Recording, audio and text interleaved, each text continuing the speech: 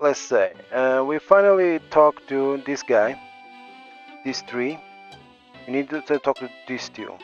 This snappily dressed man looks like an accountant, but there's an air of mystery about him as well.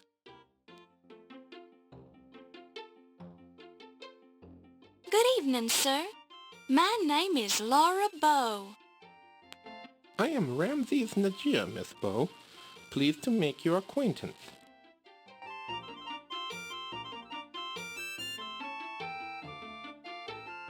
Yeah, this is the part that's kind of boring. You have to ask everyone about every subject.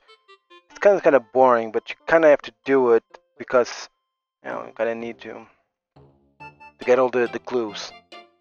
I'm afraid I do not know Mr. Agostini. I live a very quiet life, and I do not know very many famous people. He's not exactly famous. This is the editor of the Tribune. 1,000 curses on that man! He defiled the tombs of my sacred ancestors for his own personal glory. He doesn't care a fig for what's right and what's wrong. His own evil deeds will catch up with him, though. Just wait and see. Hey, Florin. How you doing, mate? Hope you... Well, I hope.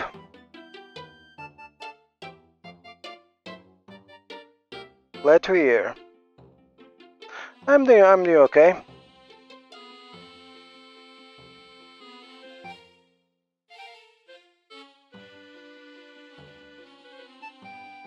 I have heard a great deal about Mr. Carrington, but I do not know him very well. We have only spoken once or twice, but he seems like a cultured, charming fellow.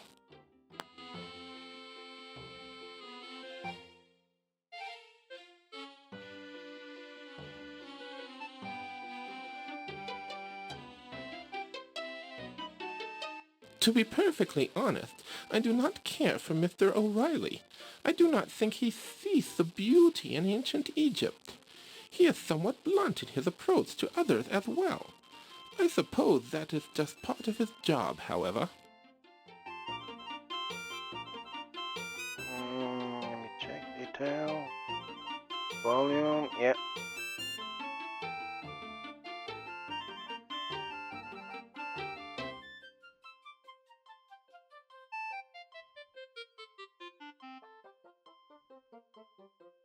Crodfallers? No, thank you. I try to restrict my intake of sugar. It has a bad effect on me.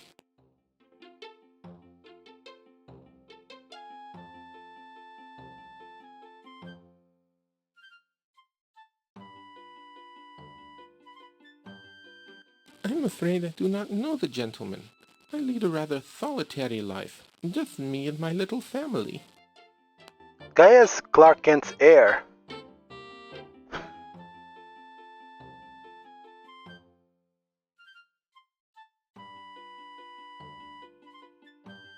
John Bow is your father?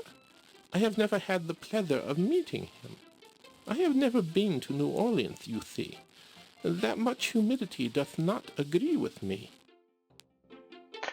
I mean, yeah, Egypt is more dry. Besides being also near the Niles, being a big river, it's very dry.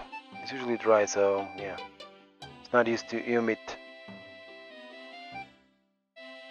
I do not know Ziggy very well, but he makes me uneasy. His eyes remind me of a jackal's. I met him briefly at the party, then avoided him the rest of the time. Although I once met an Egyptian man who actually handled immunity very well. He lived in Cork. He was a colleague of mine, and actually handled immunity very well. And I remember him because he used to love pizzas. We even sent him not a birthday cake, we put some candles in the middle of a pizza and here's to happy birthday. It was, and he liked it. Basically, the only thing he ate was pizza.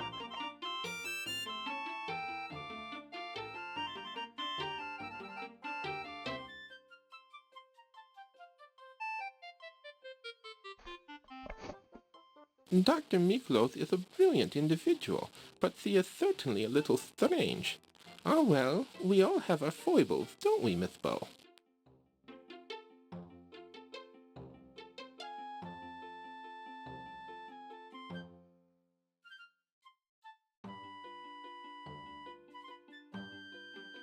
Miss Yvette is a charming young lady, and so friendly. She seems genuinely interested in Egyptology. We had a long discussion about tombs one time. I bet. Discussions, what you kids are calling it these days?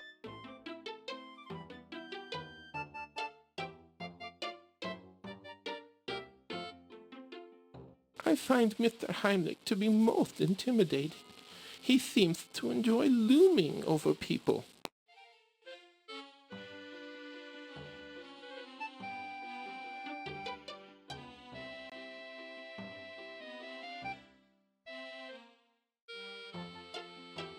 Why, I am Ramses Najir, Miss Bow. I am an accountant and a proud father of 2.5. 2.5?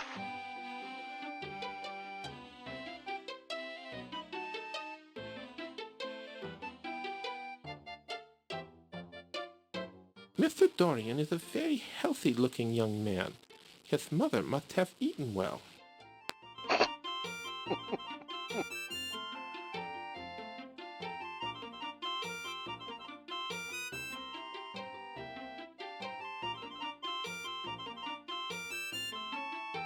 The Countess is quite a colorful lady. She seems to enjoy life to the fullest, does she not? Just between you and me, she scares me a little. Why is that, Mr. Najia? Well, she's just too enthusiastic for me, I suppose.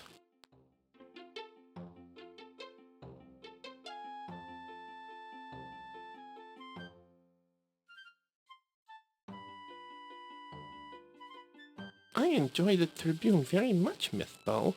I read the financial page every morning of my life.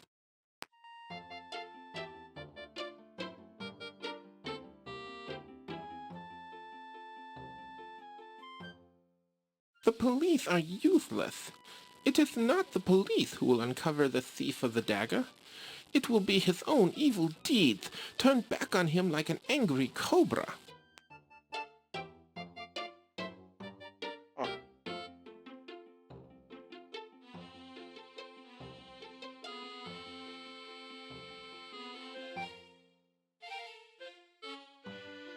I personally do not use that laundry, Miss Bow.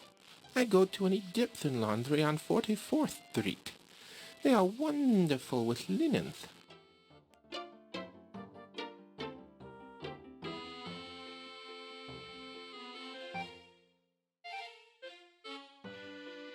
Oh, dear, the docks are very rough places, Miss Bow. I stay away from them.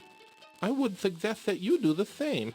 Attractive young ladies like yourself are the favorite prey of the jackals who prowl there at night.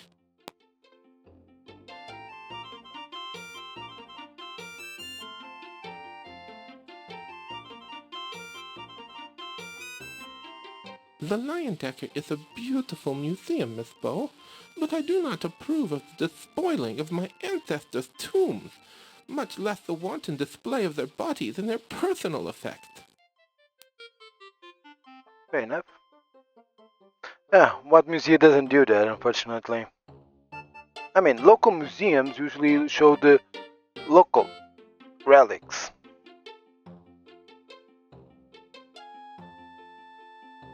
Do you like the city of New York, Mr. Najia?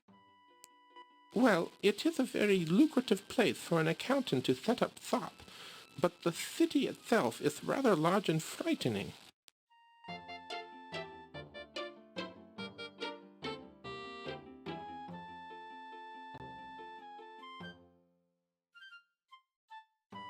I wouldn't know, Miss Bow.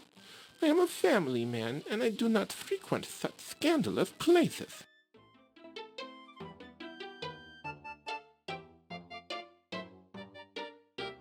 Thanks.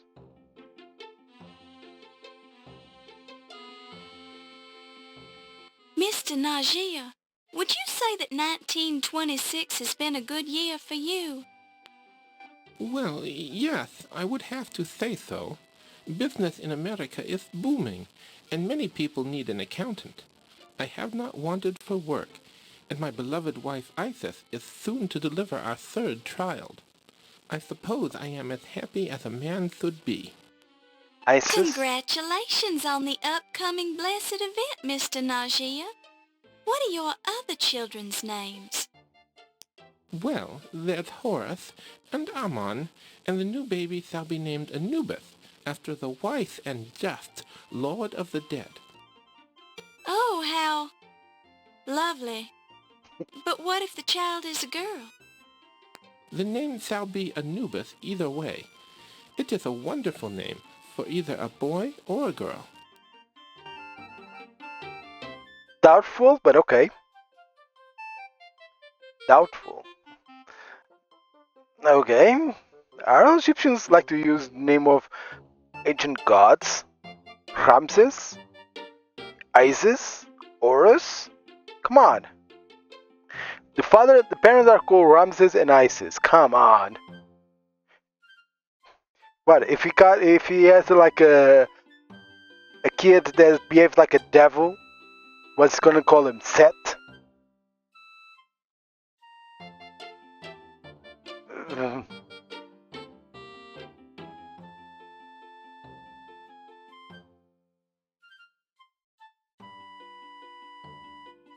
Mr. Najia, would you have any idea who might have stolen the dagger of Amon Ra?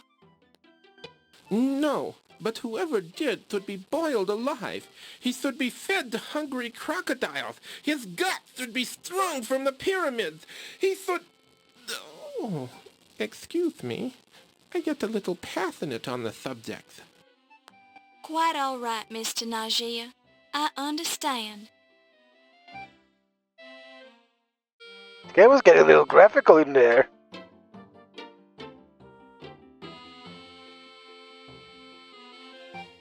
Are you an Egyptologist, Mr. Najia? No, not professionally. I have always been interested in the history of my country and made a point of studying it. I am particularly interested in ancient Egyptian religions. hmm And the last guy, finally. This short, blustery man reminds you vaguely of President Roosevelt. Despite his diminutive frame, his bearing is self-assured and cocky, and his pince-nez only adds to the aura of distinguished snobbery.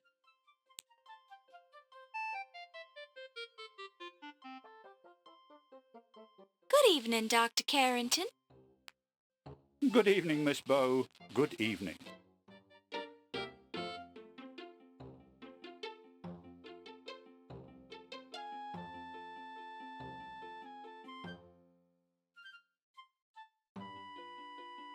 I'm afraid I don't know the gentleman.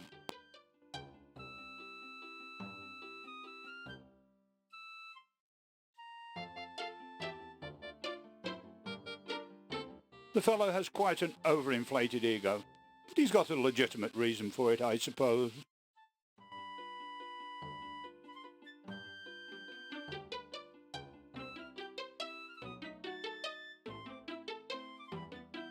Why, that's me, young lady. Dr. Archibald Carrington III, at your service. The third, huh?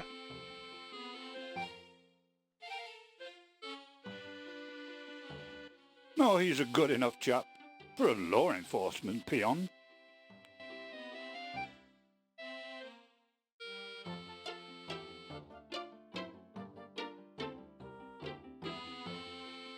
I'm not acquainted with the chap.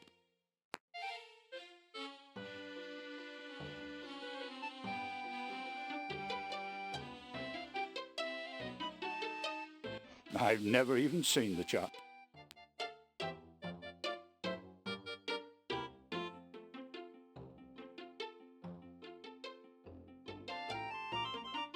I've never met your father, Miss Bow, but I have a deep respect for the minions who uphold the law.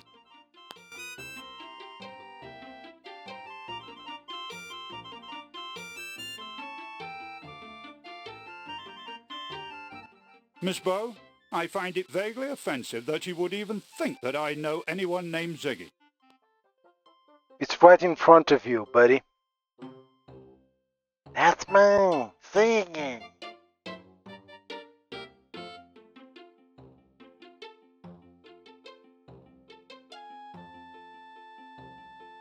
Dr. Miklas is one of the museum's most respected curators.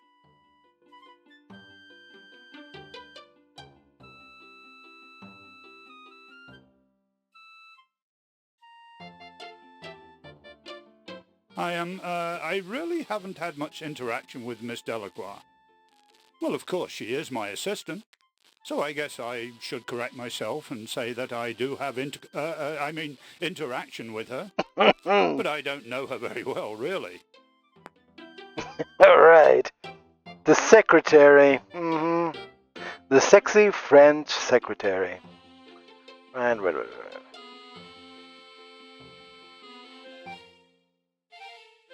He's a real pip. A genuine go-getter, that fellow. He does a jolly good job of guarding the museum. Jolly good. Yeah, so good a dagger got stole.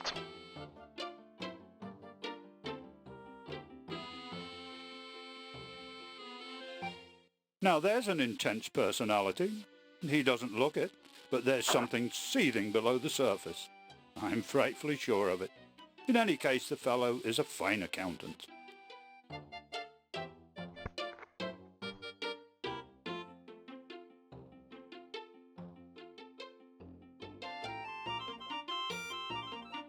A stevedore? I'm afraid I don't discourse with proletarian ruffians of that stripe. Proletarian ruffians? Okay, someone...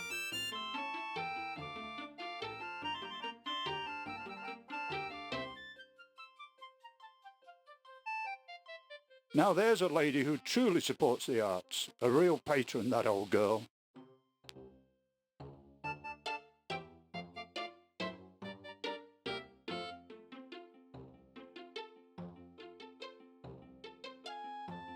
I don't read the newspaper, Miss Bow. I find it eternally depressing. And you're still in the middle, in the middle of the roaring 20s.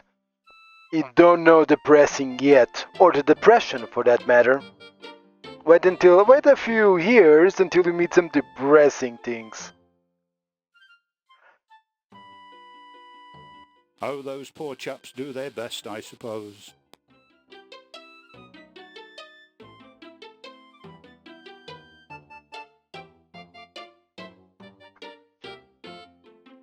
Good heavens, Miss Bow, my houseman does my laundry. I never go to public establishments when I can possibly avoid it.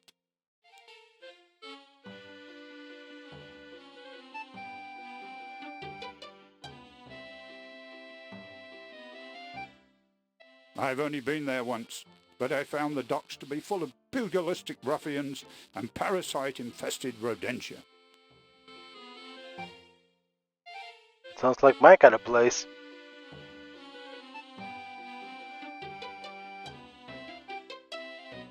The Lion Decker is simply fantastic, Miss Bow. This is the opportunity of a lifetime.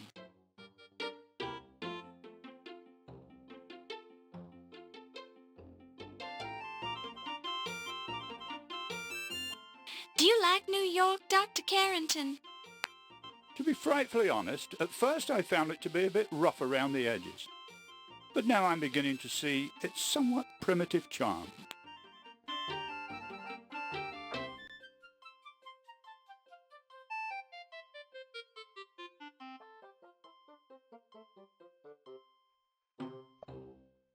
Miss Bow, I wouldn't be caught dead in one of those nocturnal dens of iniquity.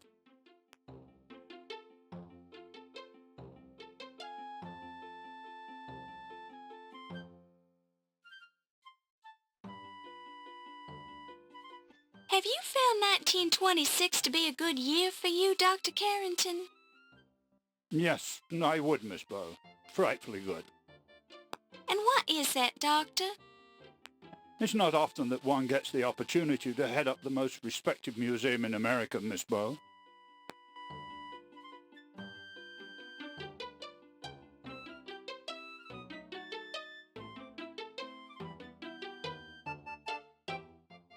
you make of the theft of the dagger, Dr. Carrington?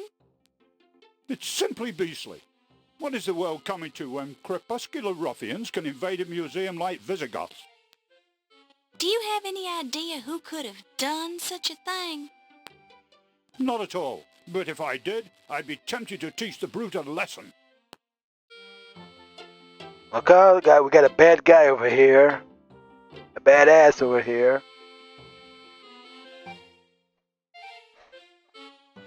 Egyptology is all quite the fashion now, Miss Bow, but it's been a serious science for many years. I can recommend a number of fine books if you're interested. Yes, since the beginning of the 19th century, there's always been, let's say, obsession with ancient Egypt. That's where the Mummy first comes out. The novels, the books, the movies came out much later. Okay.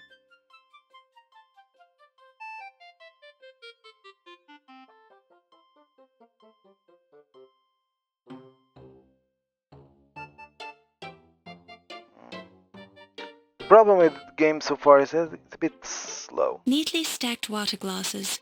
Some are full, some are empty. As a wise man once said, even empty water glasses have their uses.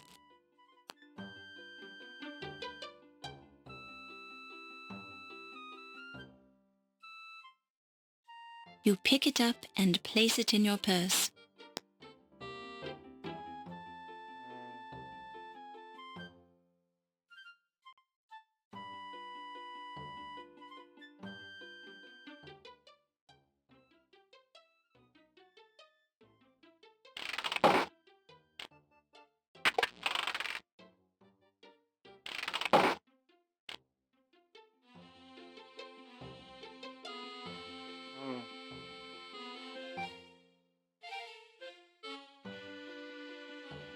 It's the center of the Dagger Museum. The archway that leads to the rest of the museum.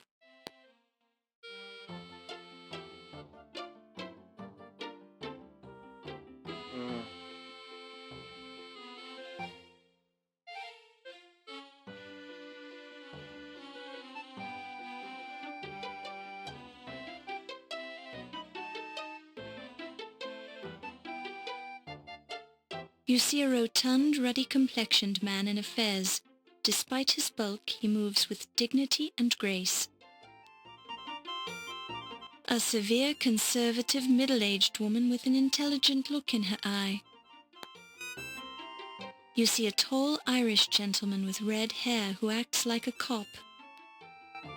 It's a happy party-goer. It's a happy party-goer. This is the western portion of the Dagger Museum Rotunda. It's a happy party-goer. It's an alcove occupied by a very impressive urn that contains the ashes of the deceased architect of the Dagger Museum, Arvin Slatherlord Loudermilk III. The extra-large size urn had to be specially built to accommodate Loudermilk's massive ego.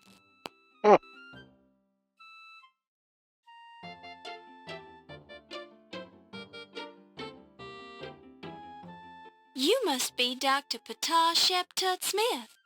Nice gold ankh you're wearing. This is quite a party, isn't it?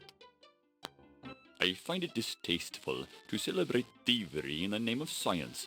The artifacts in this museum's Egyptian collection do not belong here. They belong in Egypt. That's only your opinion. It is the truth.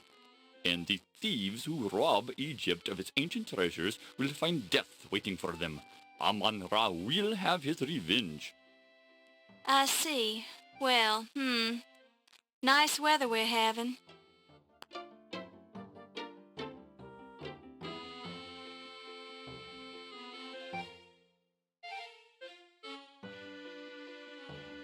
I do not know this individual. You ask yourself...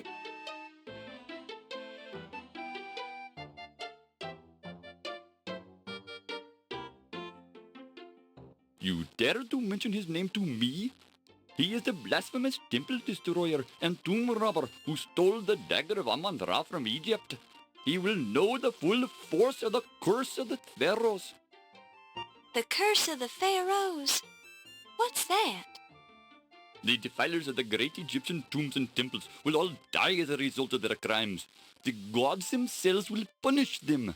The great Amon Ra will snuff out Peepin Carter's life as easily as I can crush a dung beetle under my shoe. How will this happen? Amon Ra works in mysterious ways. You will have to wait and see. I love the guy jaw and pencil mustache.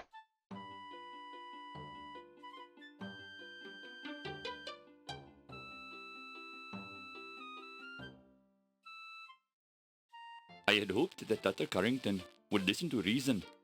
I had made another appointment to speak with him about the return of the dagger of Amon Ra to its rightful home. But this seems futile since it is no longer in the museum. Another appointment? You spoke to Dr. Carrington once already? Only by phone. He denied Egypt's claim to the dagger. It was hoped that a personal visit would convince him of our sincerity. But the situation has changed since then. Hmm.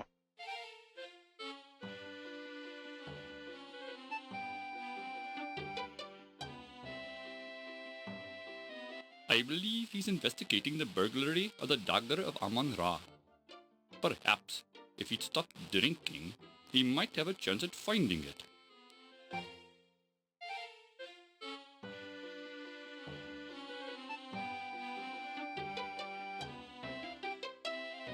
I still have some trouble with your language. I do not know this crowd fella. It is some sort of local delicacy.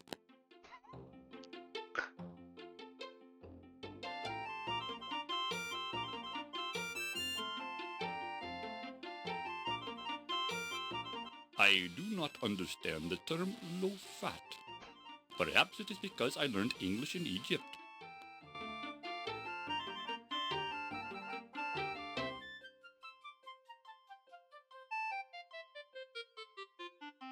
The English longbow was a formidable weapon. The English won the Battle of Agincourt against formidable odds because they were equipped with longbows. I said John bow, not longbow. I've never heard of a John bow. It must have been an American invention.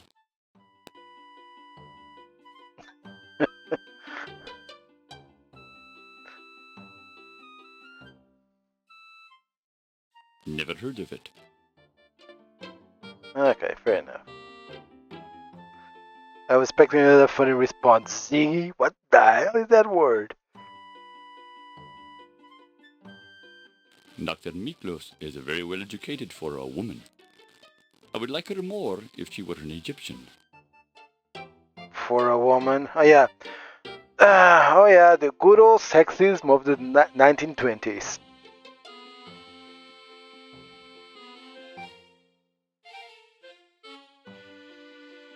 Ah, a delightful girl.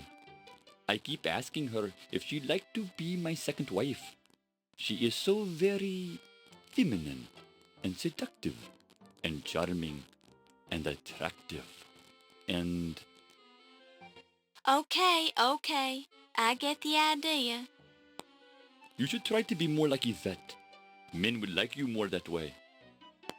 Men like me just fine the way I am. That's what you think. I find you quite annoying. Don't go for violence yet. Laura, wait until... The guy's another victim, isn't he? Maybe Laura is the real killer. And she's just killing everybody who annoys her.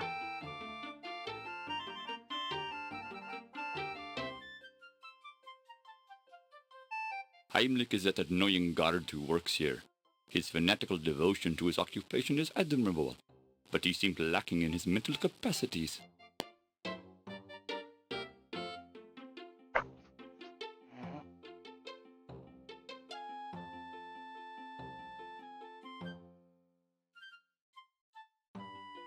Ramses I was pharaoh during the 19th dynasty, from 1307 to 1306 BC. but Ramses II made more of an impact on ancient Egypt. Ramses II was responsible for gargantuan construction projects which left his mark on the face of Egypt for thousands of years. I admire his great works and hope to emulate his feats someday. Actually, I was referring to Ramses Najia. The accountant. Nigeria's never heard of him. Are you sure you don't know him? No? I mean, yes. English is such a difficult language. Oh, Laura, just because they're both Egyptian, they have to know each other. It's like asking me if I know Cristiano Ronaldo, which I don't, or Luis Figo. I've met his father once. Well, although I never met him myself. He lived near my high school, my secondary school. That is.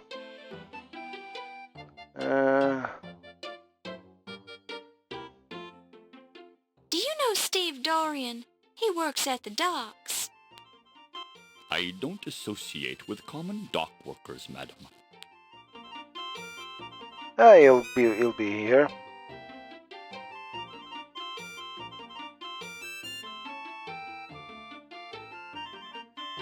I have only met her briefly, but she seems to have a sincere concern about my problems. A charming woman.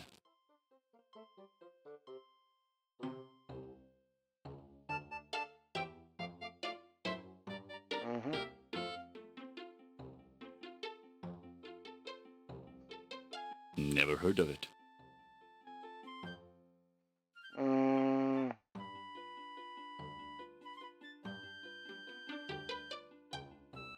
So far, I find the police in your country to be very ineffective. The Egyptian authorities would have captured the dagger thief by now, and they probably would have cut his hands off. Cut his hands off? It is the proper punishment for thieves. Tradition demands it. We find it very effective in our country. You would get anyone from the streets that cut his hands off and say it was a thief.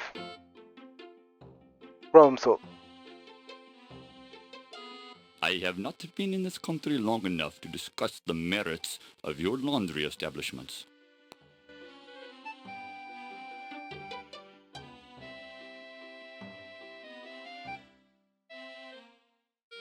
I arrived there on the Andrea Doria 1 week ago. If I had known Dr. Carrington was aboard that ship, I would have spoken to him at length during the voyage.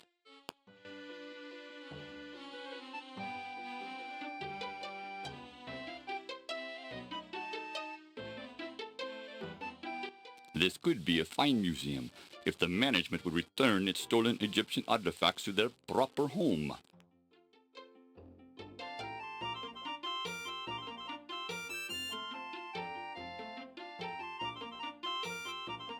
Since you're new here, what do you think of New York? Isn't it exciting? It reminds me of Cairo, except that it's colder here and the people are obnoxious.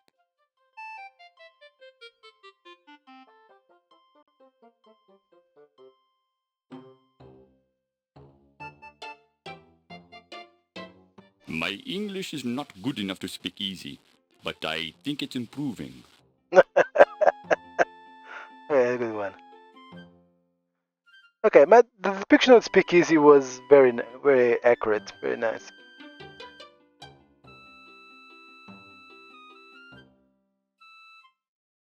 Would you say this has been a good year for you, sir?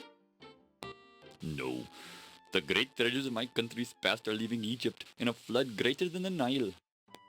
As I understand it, artifacts only leave your country with the approval of the Egyptian Antiquities Service.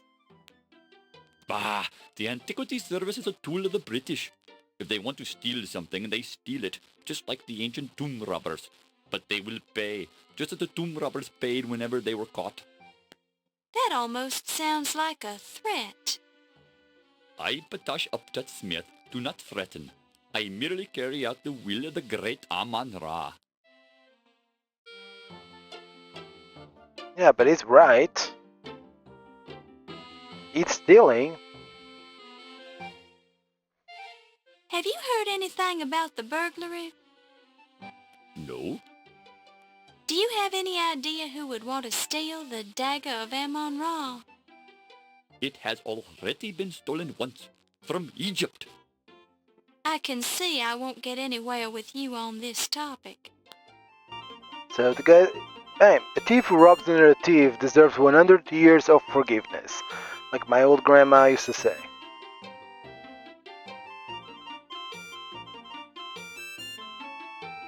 Since you're an expert on the subject, what can you tell me about Egyptology? The study of ancient Egyptian history is of the greatest significance. Many of our modern religious customs originated in the ancient world. The time of the great pharaohs and of the great Egyptian gods was the peak of human civilization. Our modern society is a mere shadow of its former glory when compared to the pinnacle of human development reached by the ancient Egyptians. They knew the truth, and the truth was Amon-Ra. He led Egypt to world domination. Aren't you exaggerating just a teensy bit? I would not expect you to understand. You are not an Egyptian, and you are a woman. What's that supposed to mean? I grow tired of this topic. Speak of something else if you wish to continue our conversation. I think the height of the Egyptian society was during the Greek occupation by Alexander the Great. Because he created the famous city of Alexandria, including his great library. That was probably the highlight of Egyptian culture. A severe, conservative, middle-aged woman with an intelligent look in her eye. Good evening, Dr. Miklos. Oh, good evening, Miss Bo.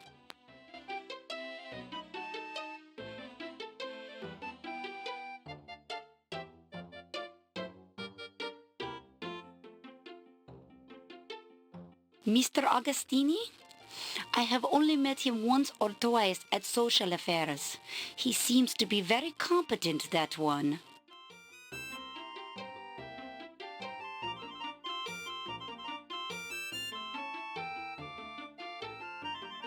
Dr. Carter is an odd one, if you ask me. He is so very interested in gaining personal glory. He doesn't seem to fully understand the beauty of what he has discovered. Why, the Amun-Ra artifacts are a symphony, a tribute to the wonders of death. Ah. That ha worries me.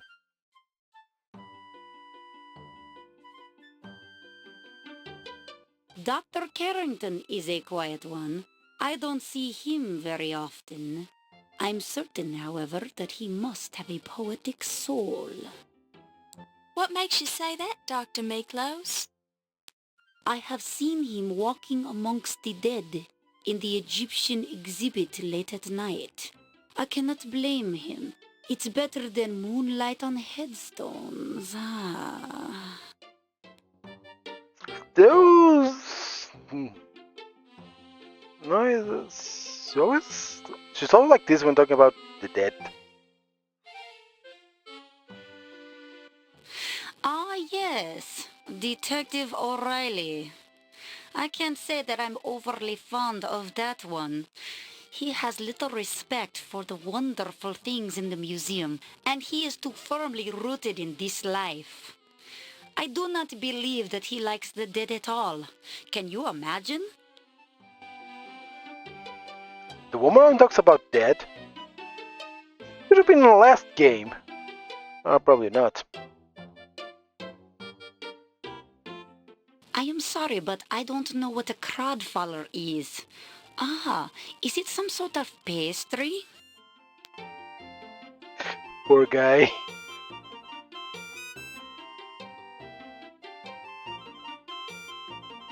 Oh, yes. He runs the laundry down the way. He always manages to keep the pleating in my silk shrouds just right.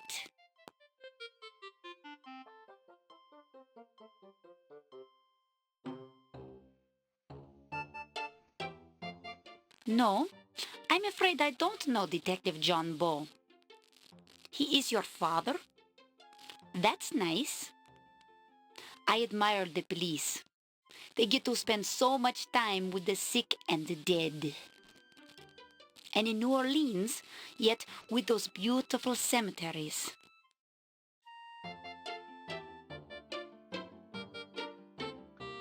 There is a reference to Laura Bow in Gabriel Knight, but I don't know if it's in the same universe. Both series occur in the same universe. Because, okay, the Gabriel Knight series is more supernatural, and this one is more realistic. So I doubt it. An odd little fellow, that one. He reminds me of one of the specimens in my dried rat collection. At least he didn't. Well, she thought about dried rats, so yeah, that counts. Speaking of the dead. Me? How sweet of you to ask about me, my dear. Well, I consider myself a simple woman. Just an echoing museum, a few hundred dead things, and a ferret for company, and I could be happy for the rest of my life.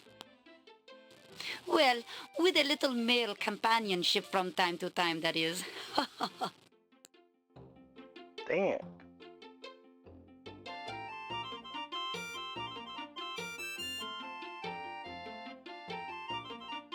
I find Yvette to be a charming young lady.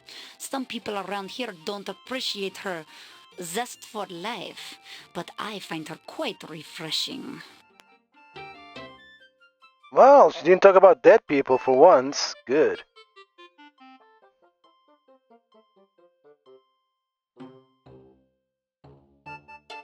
Ah, Wolf.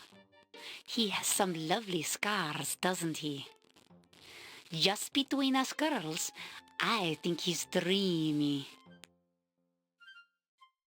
Chicks dig scars.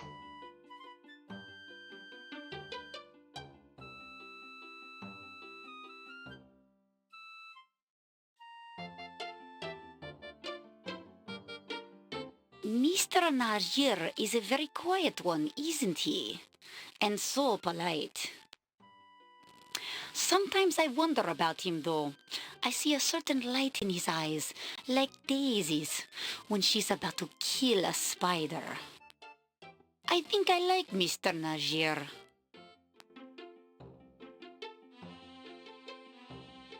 Creepy lady.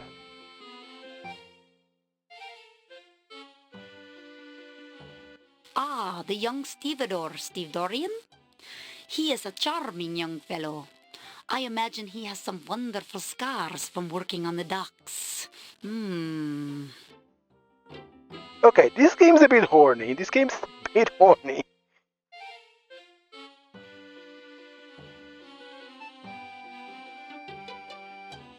I don't know if I trust that one. She screamed when she saw my beautiful dried rat exhibit and cried out like a baby when my ferret Daisy bit her ankle. Foolish woman.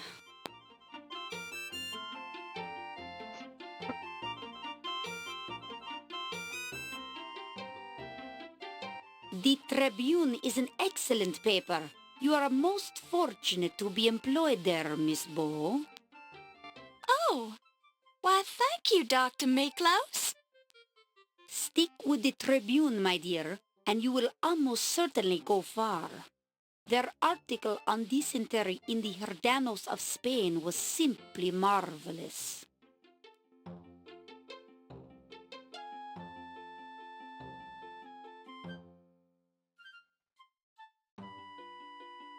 Oh, I find the police fascinating. They spend all their time trying to stop crime and murder, and yet they shoot people themselves. Interesting, isn't it? She's being creepy again.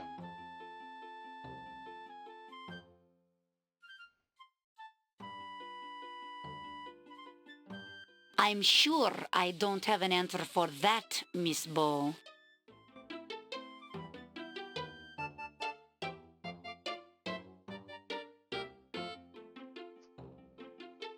I love to walk along the docks on a moonlit night and feed carrion to the rats. Such friendly little fellows.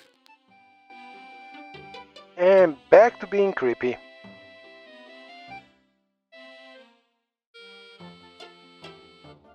The Lion Decker is my home now. I never want to leave it. Its musty hallways and creeping shadows are in my very blood. Can you imagine spending an entire lifetime drifting through the land of the dead? That opportunity is mine, and I treasure it.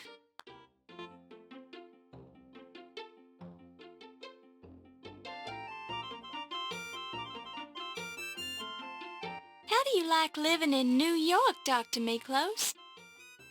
Well, I had always heard it was a city rife with crime and danger and murder. So far, I have not been disappointed.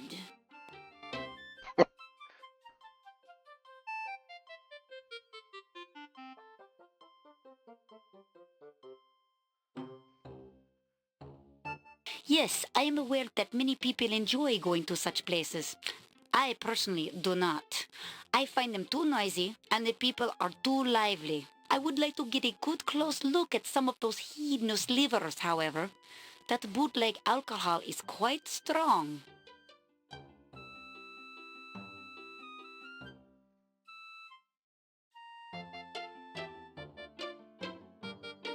So, Dr. Miklos, has this been a good year for you? I would say yes, very good. I came here from Greece just a short time ago, and look at me now, curator of the largest private museum in New York. I'm happy to hear that, Dr. Miklos. Tell me, have you noticed anything unusual at the museum lately? The whole museum is unusual, my dear. We are surrounded by dead things. Just walk around for a while and breathe in its wonderful atmosphere. Why, the whole place smells of death. I just might do that. Have But you ever noticed any dead things that, well, don't belong? My dear, every dead thing belongs. Dead things are our friends. God damn, what is she, a freaking necromancer? Or a necromancer? Okay, that was a bad pun.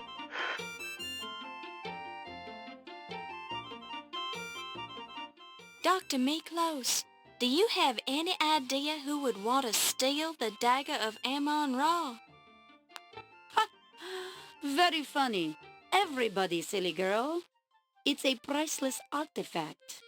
Not only that, but it is said that the blade is an unknown alloy that can slice through bone like butter. I suppose that was a silly question after all. Let me rephrase that. Do you know of anyone with any particular motive? Well, Todd Smith and Ramesses Najir both wanted it very badly to return it to their homeland. But they are both so upset, it hardly seems possible that they could have done it. Then again, perhaps they are just fine actors. Oh.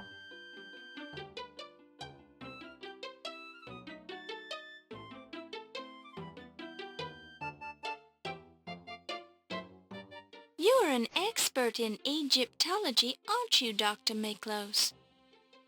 Well, yes, I suppose I am. I have been fascinated with the ancient Egyptians since I was a tiny girl. They loved death like you Americans love baseball. Okay. You see a tall Irish gentleman with red hair who acts like a cop. Acts because he's a cop. How are you, Detective O'Reilly? Just fine, lassie. You're looking lovely this evening. Is accent dropped or is this my impression? Questions are a burden to others. Answers are a burden to oneself.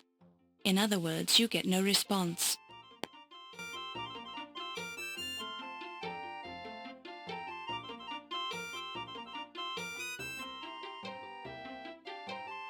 Now there's a man who doesn't know his head from a hole in the ground.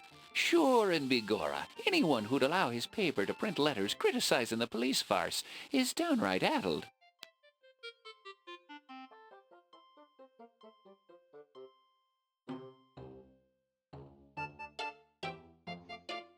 That fella is just too big for his britches, that's all I have to say. Someone ought to take him down a notch or two. Maybe someone will.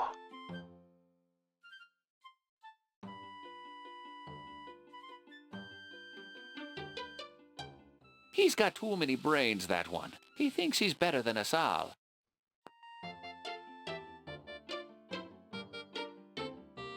Mhm.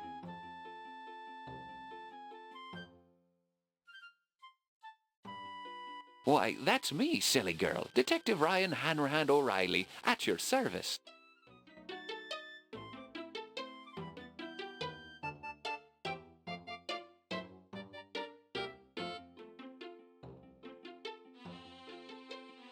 He's the wee pest who likes to hang around the station house.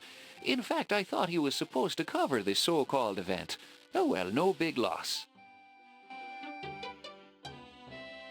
Maybe that guy is the killer. Rube. That man is a few cards short of a full deck, but he always presses me pants, just like me sainted mother used to do. Okay, this guy doesn't have much of a thick accent like the other cop. I think I've heard of your father. Over in New Orleans, isn't he, lass? They say he was pretty good, for one of those southern boys.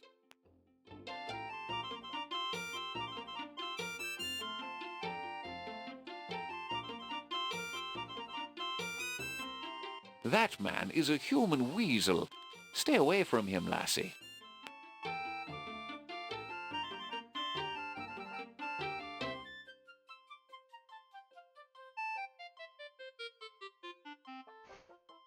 That woman is downright unnatural, Miss Laura. I'd stay away from her if I were you. She keeps asking me if I've got any scars, don't you know? Yeah, chicks dig scars, apparently. But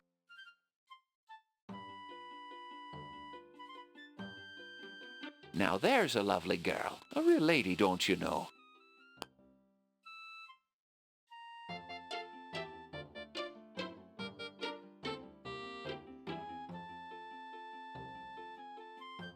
He's not much of a security guard, if you're asking me. How could I trust a man who allowed a thief to waltz right in here and steal one of the exhibits if he didn't do it himself? He hasn't even got an alibi for the night of the burglary, since he was here alone.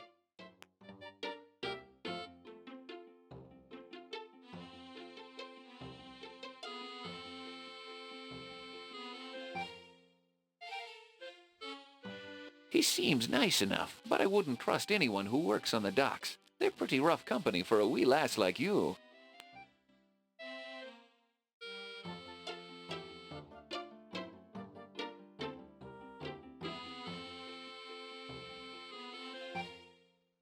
I don't like that wee fella. Think he's light in his loafers, don't you know? You ask yourself,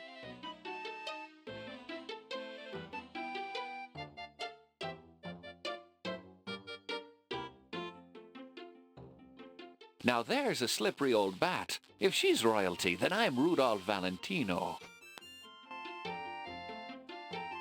it's only royalty by marriage, not blood.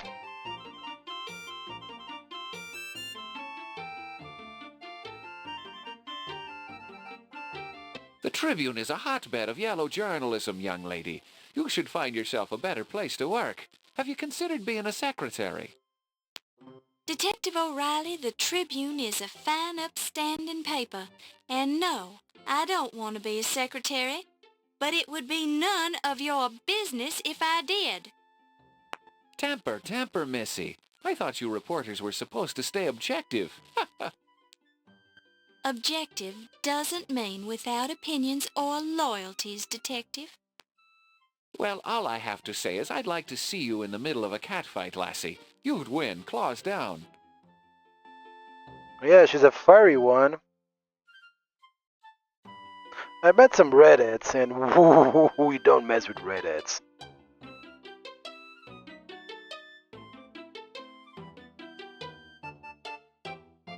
New York's police force truly is the finest in the world, and don't you forget it, lassie.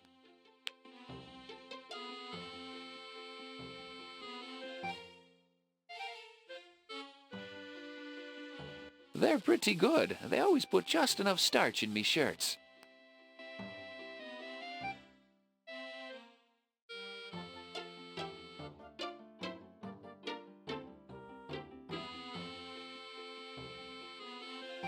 The docks are dangerous places, lassie, infested with as many cutthroats as there are rats. I'd stay away from there if I were you.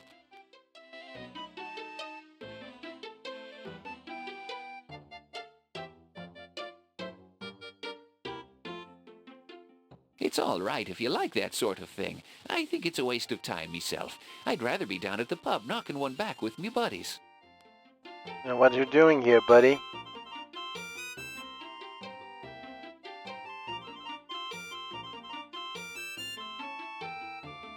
Do you like living in New York, Detective O'Reilly? Begorra, yes, girl. 'Tis truly the land of opportunity. Just look at me.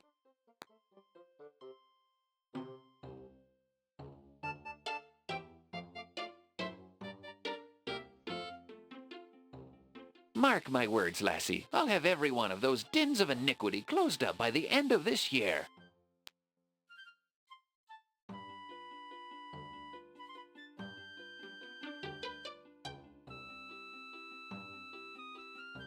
Detective O'Reilly, has 1926 been a good year for you? Oh, most definitely, lass. I've put away more criminals this year than you'll ever see in your whole life. That makes it both a bad year and a good year, doesn't it, Detective? I mean, if there were that many criminals on the loose to begin with, we must be in some sort of crime wave. You see it your way, lassie, and I'll see it mine.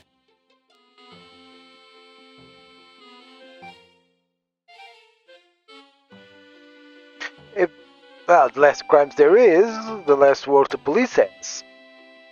The less they are justified. If you ask me, missy, they're blowing the whole thing out of proportion. Begorra, you'd think that something important had been stolen. You don't consider a priceless Egyptian artifact to be important? Listen, girlie, if I chased down every petty theft that occurred within the nastier segments of the population, I'd be working 30 hours a day. I would hardly call the Lion-Decker Museum a nasty segment of the population, Mr. O'Reilly.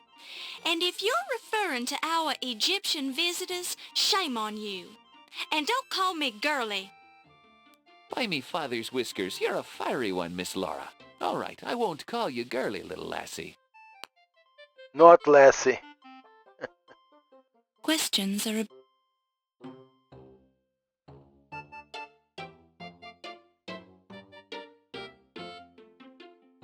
Do you know anything about Egyptology, Detective O'Reilly? Enough to know it's a bloody waste of time. Sifting through all those old bones and rotting tombs. Better to let the dead rest, don't you know? Got a point there.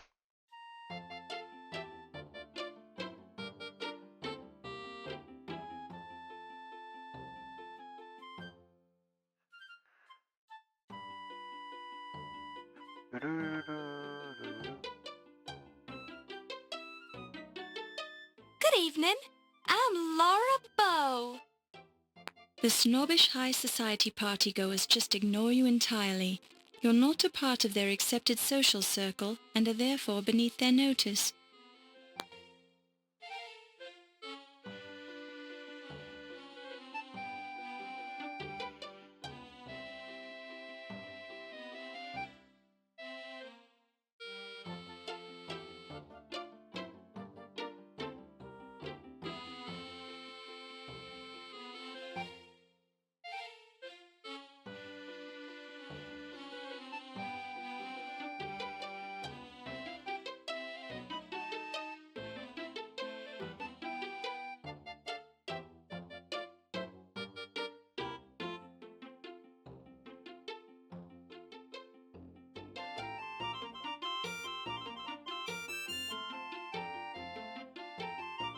This is the eastern portion of the Leyendecker Museum Rotunda. It's the doorway to the gift shop. It's a fanatically happy partygoer. It's an alcove occupied by a giant urn. The giant urn is occupied by the cremated remains of... It's a fanatically happy partygoer. You see a short, elderly woman dressed flamboyantly, and you suspect expensively, and sporting a grotesque amount of makeup. In fact, when she speaks, you notice small flecks of base coat chipping off of her jowls and tumbling onto her furred collar. You.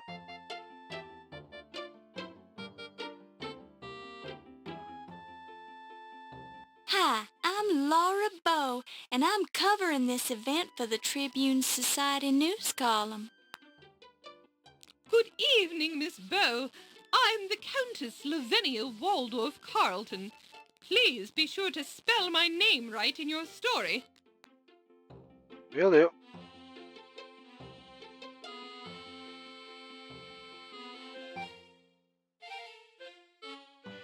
I haven't had the pleasure of meeting him, but he sounds simply charming. I imagine a man who runs a newspaper must be quite wealthy, I wouldn't know.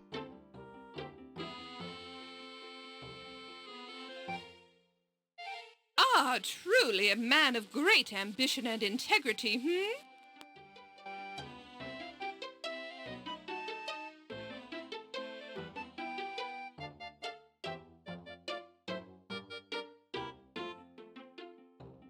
Dr. Carrington, what about him? I know very little about the man. Now that's odd. I could have sworn Mr. Dorian said that you met Dr. Carrington in a taxi when he arrived on the Andrea Doria. Yes, or what if I did? I mean, yes, I did meet him that night. Our families are, old allies from the time of the War with Roses. I felt obliged to meet him upon his arrival. Noblesse oblige, you understand.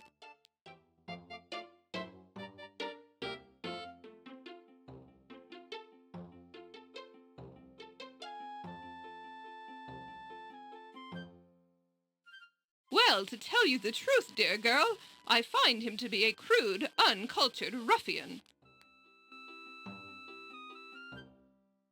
Not wrong.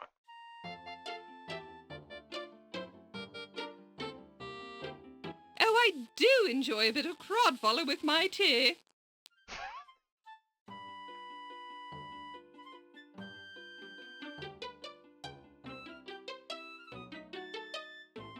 I'm sure I've never met him, Miss Bow.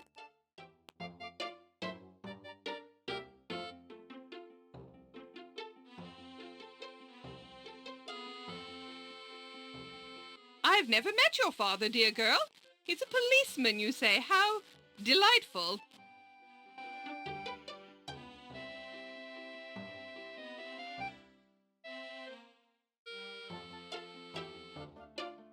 He seems a perfectly dreadful little fellow. Let's not discuss him. Fair enough.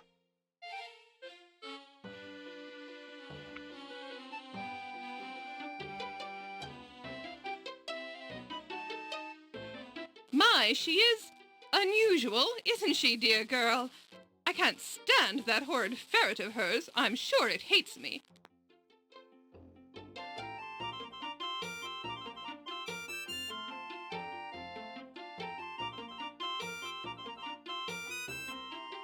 I am not interested in discussing that little trollop.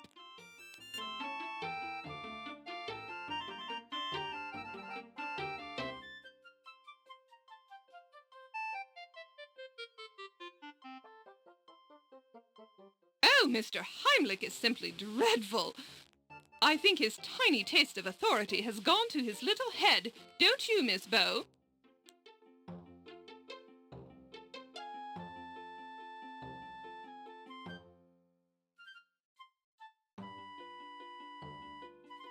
Oh, he's a darling little man, just darling. A bit of stereotype, but that's a fun stereotype.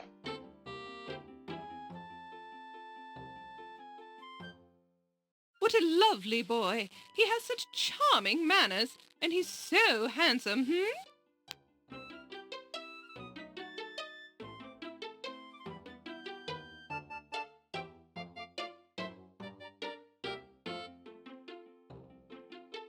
Why, that's me, silly child.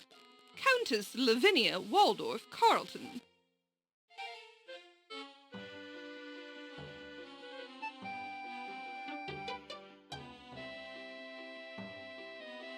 I'm afraid I haven't read your newspaper, dear girl.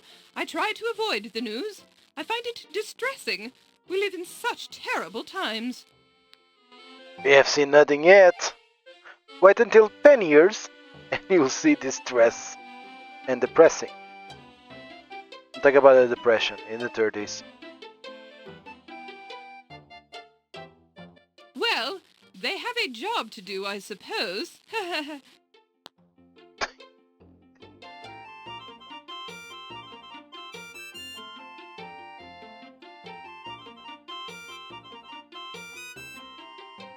Oh, heavens, my dear. My laundry is done by my maids.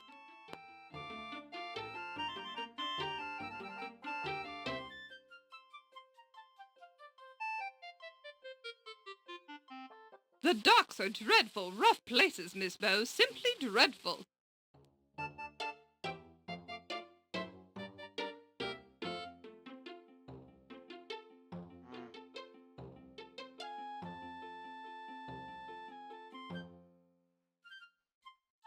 I think the Lion Dagger is simply divine, don't you?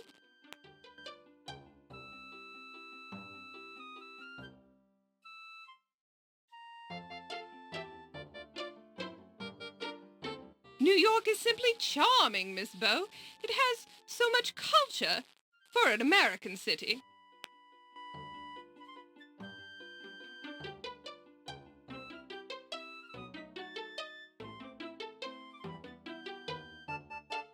Miss Bow, you must be sure to avoid such dens of iniquity. They can only ruin a young lady's reputation. Did it ruin your reputation?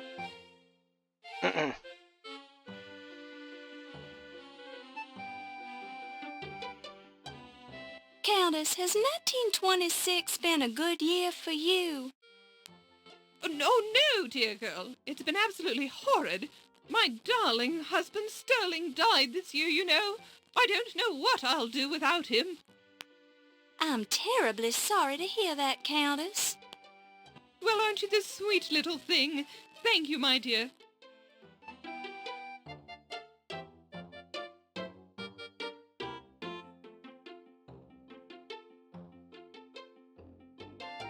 What do you make of the theft of the dagger of Amon Ra, Countess? Oh, it's horrid. Simply horrid. What sort of creature would make off with a priceless work of art, I wonder? Do you have any ideas about who it might have been? Oh, my, no! I try not to associate with dreadful people, dear girl.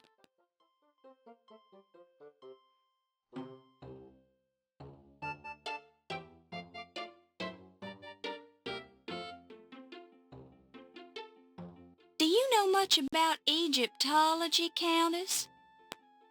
Only a little, dear girl. I find it quite diverting. Very good. It's a fanatically happy partygoer. Okay, might as well save, just in case.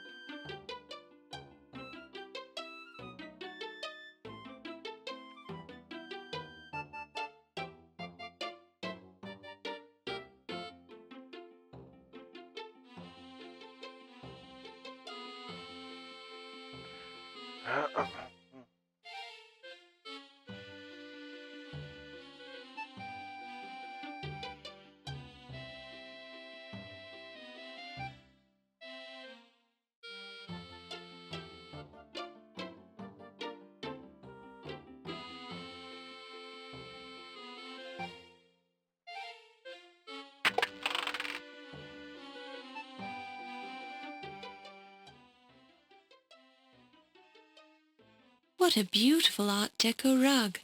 You almost hate to walk on it.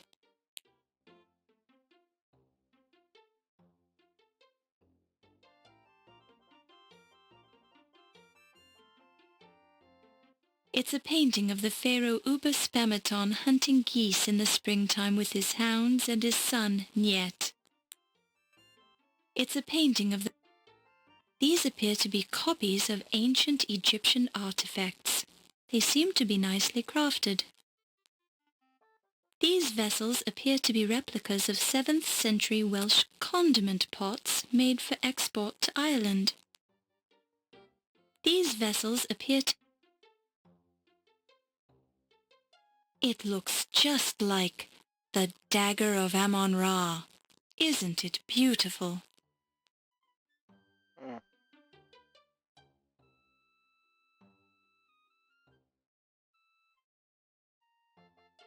The dagger shows Pittsburgh's high degree of craftsmanship.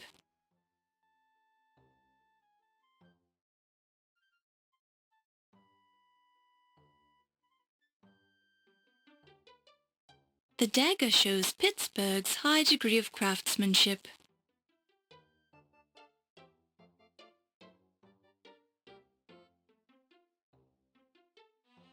The dagger shows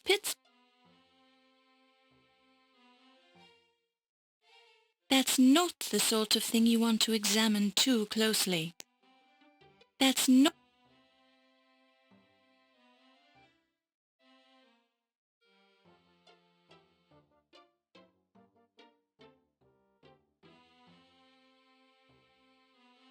Upon close inspection, you see nothing new here.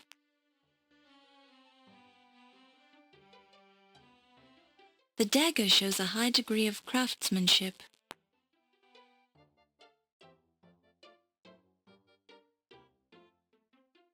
It looks just like the Dagger of Amon-Ra. Isn't it beautiful? Mm.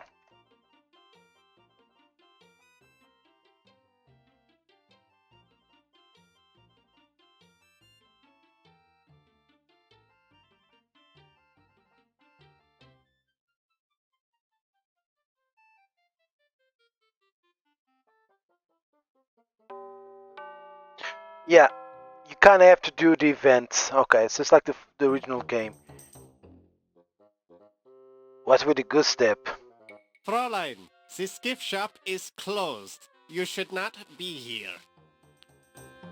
Oh, I'm sorry. The door was unlocked. Unlocked? My assistant will be disciplined harshly for this mistake. Please rejoin the party now. I will be forced to injure you. No need, no need. I'm going. I mean, I really like the carpet, not gonna lie. The Art Deco motifs are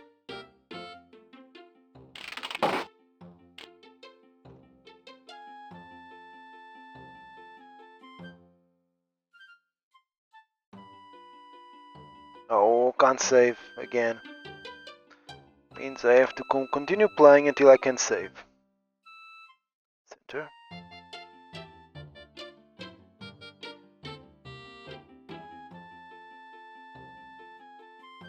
So I have to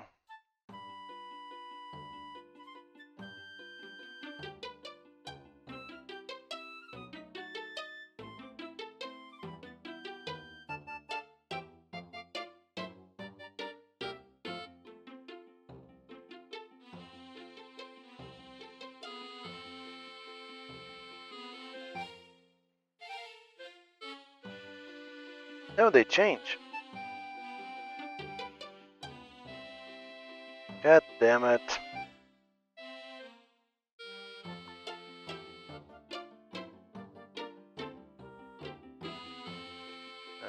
Okay, I have to now eavesdrop.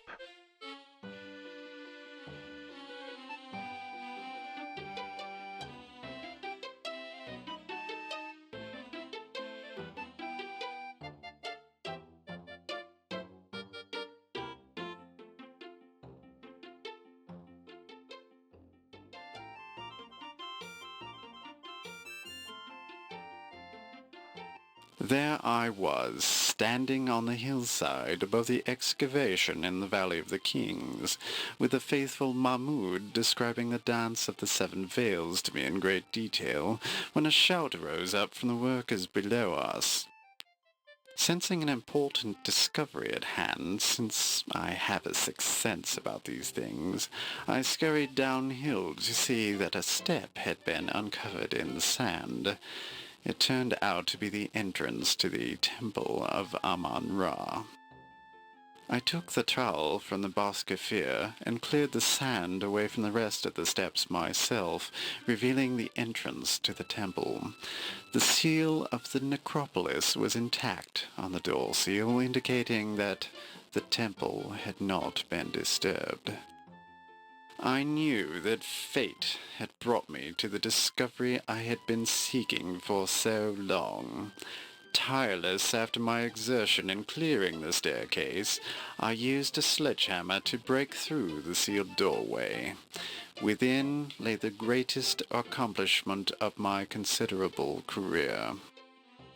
Hidden within the darkness, untouched for thousands of years in the isolated temple, lay the magnificent dagger of Amon-Ra, the greatest discovery of modern archaeology. Good show. Magnifique. Very impressive, Dr. Carter. So, that's when you heisted it, right? No, I didn't heist it, you annoying little man. I took it out of the temple and showed it to the workers, who immediately fell upon their faces, all 350 of them, to show respect for my accomplishment. That's hard to believe, Dr. Carter. Egyptian workers have proudly worked the archaeological digs for many years. I would not think they'd exaggerate their respect for you to such an extent. But then you weren't there, were you, Mr. Nagier? Well, no, that's true. And when was the last time you were in Egypt, Mr. Nagier? You seem to have lost some of your accent. Well, it has been several years. I thought as much. Your discovery really was quite a remarkable achievement, Dr. Carter. Was remarkable, Dr. Carrington? You mean it is a remarkable achievement. There has never been anything like it before. Quite so. Correction noted, Doctor. If you will all be excusing me, I see a man I need to speak to. Certainly, Miss Delacroix. Certainly.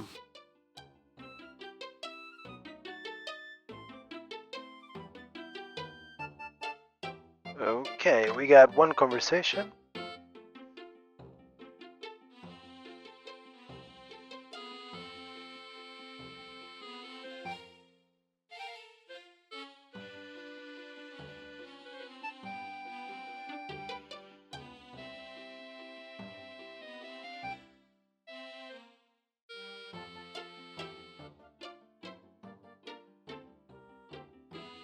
Boy, did he bet. She's some dish, ain't she? Yes, those Frenchwomen really have something. I don't think my wife would ever have done it in a mummy case. In my vast experience of women from different lands, I tend to agree with you, Mr. Niger. I balked when a certain French woman suggested we have a deep conversation on the back of a dinosaur, but I was pleasantly surprised by the results.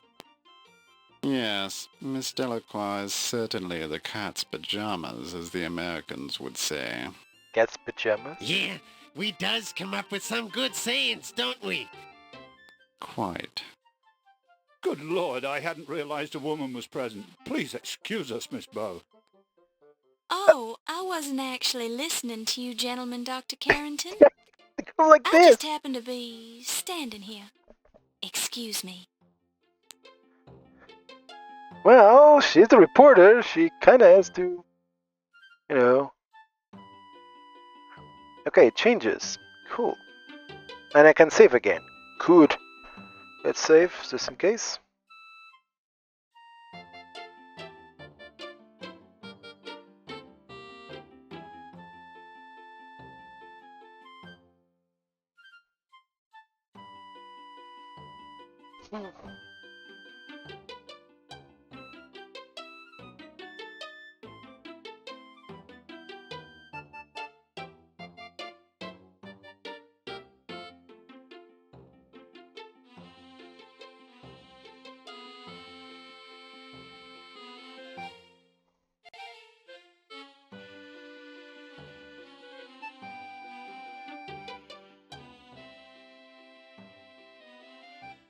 Ryan, I am having the hardest of times keeping my hands off you. Not here, Yvette. There's too many people. They are not important. You are the most powerful man here, my Ryan. What about that Carrington guy? He's president of this museum. The doctor, he is old and weak. You are the young one and strong. And what would you be wanting, Miss Bow? Oh, well, I thought I heard you call my name. You must have been hearing things. I didn't even mention your name. Oh, sorry. I've got to be going now. Excuse me.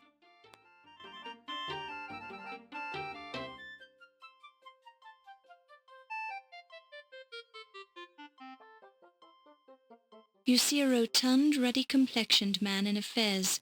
Despite his bulk, he moves with dignity and grace.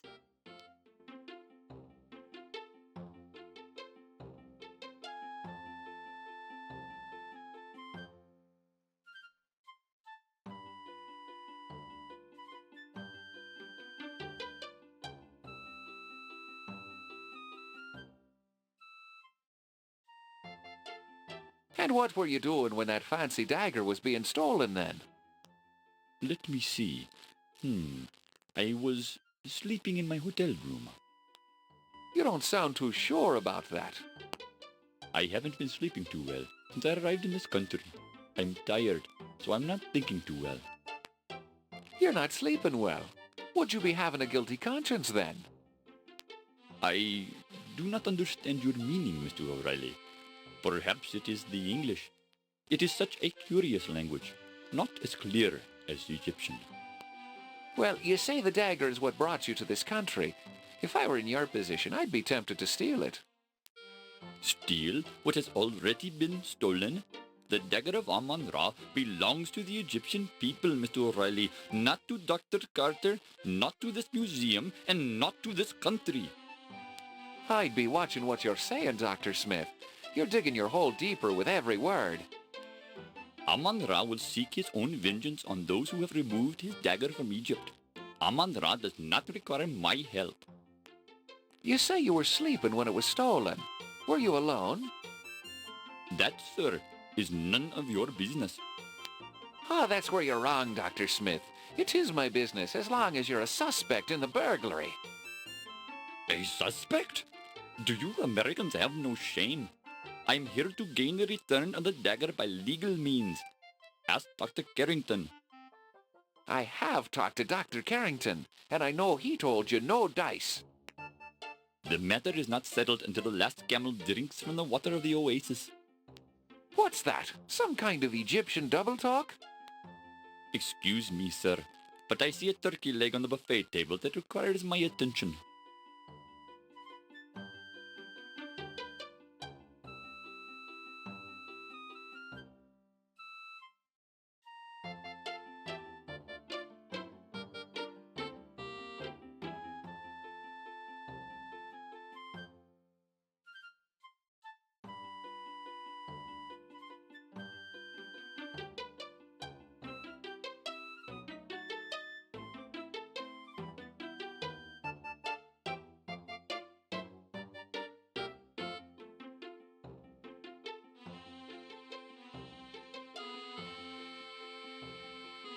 This snappily dressed man looks like an accountant, but there's an air of mystery about him as well.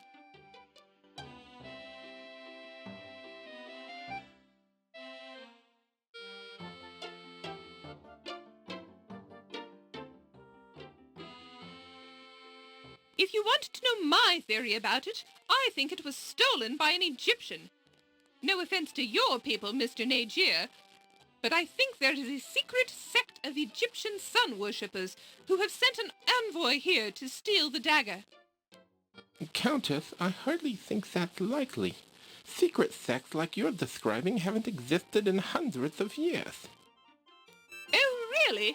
And what makes you such an authority on secret sects, Mr. Nagier? Well, I am only expressing my opinion, madam. I'm certainly not an expert on the subject. Quite so. I think my theory is as good as anyone's, darling, and I heard it from a reliable source. Oh? Who was that? Never mind. Let's just say my source has never been wrong before. There's always a first time for everything, Countess. I still find your theory far-fetched. Since you seem to be listening, Miss Bow, what do you think of my theory? What? Oh, I definitely think it's worth considering, Countess. There, you see, Mr. Nagier, the press takes me seriously. Of course, it is kind of far-fetched. Well, I never. Excuse me. Oh, did I say something wrong? I'm sorry.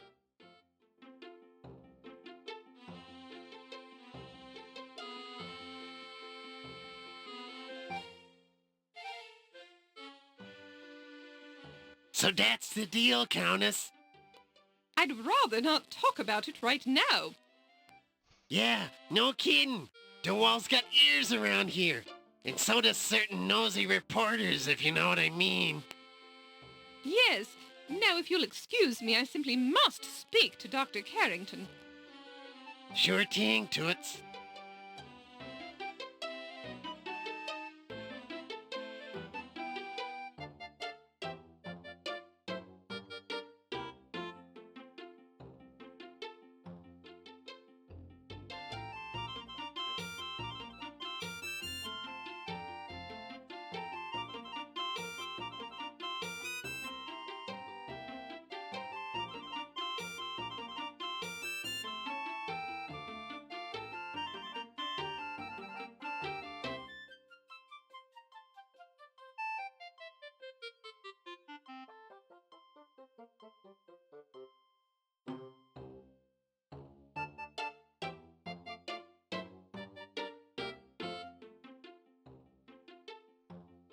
Well, ain't you the hoity-toity dame these days?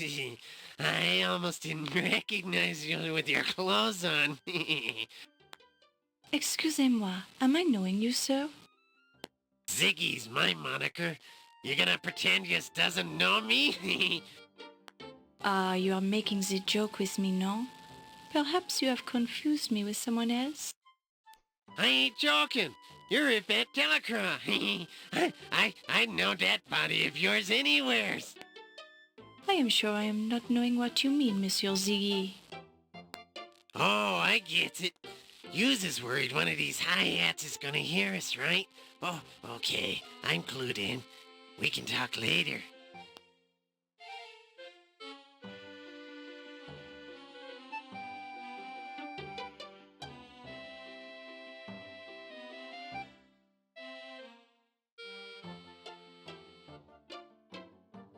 Are you enjoying the culinary delights this evening, Miss Delacroix? This food, it is adequate. I do not eat so much. This way I maintain my figure, no? Ah, yes, and a lovely figure it is, Miss Delacroix. Merci, Dr. Carrington. You are so kind. I feel we've known each other long enough. Please call me Archibald. As you wish, Archibald. I am yours to command, as always. Miss Bow, is there something I can do for you? Oh, no. I was just admiring Miss Delacroix's dress. Merci, Miss Bow. And your gown, it is a bit out of date, but charming nonetheless. Thank you, I think. Well, if you ladies will excuse me, I must mingle with the guests.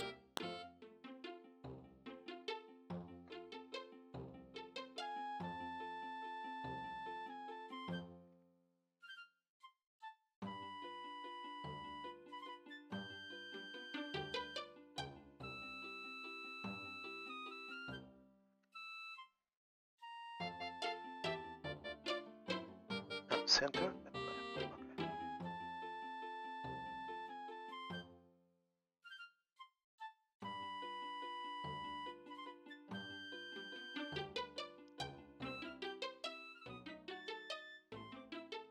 Well, well, look what the leprechaun's dragged in. Hey, now watch what you calls me, O'Reilly. I don't know what that leprechaun thing is, but I don't like the sound of it. I'm sure you've been called worse things, smart guy. Only by low-class type poisons, O'Reilly. By the way, ain't you afraid of being seen with me? Cops talk to stoolies all the time, and I was wondering what you're doing here. I'm a big patron of the arts. That's the kind of high-class guy I am. You don't even know what the word patron means. I does too. Okay, what does patron mean? Hey, ain't that the countess I see over there? I needs to talk to her.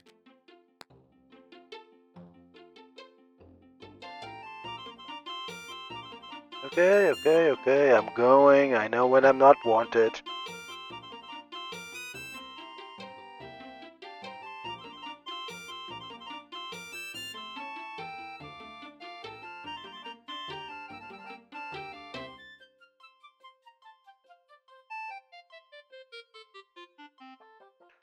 Okay, let's need center and then left.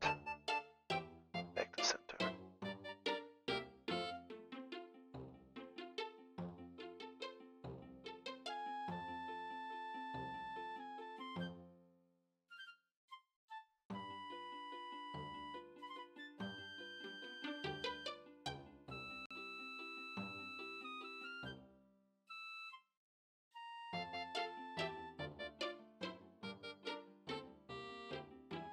One thing I am admiring about the Egyptian man is the way he is treating his woman with the strong hand and the firm words.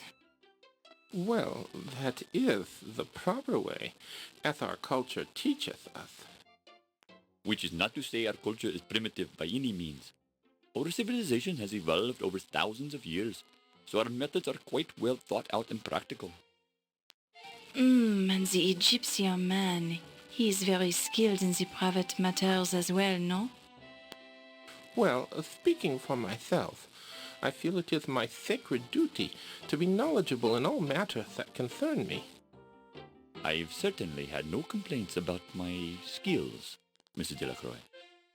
Ah, Miss Bow, I didn't see you standing there. Ahem. Well, I hear another turkey leg calling my name at the buffet table, so if you'll excuse me. The turkey leg, it sounds good to me also. I'll accompany you, Dr. Smith.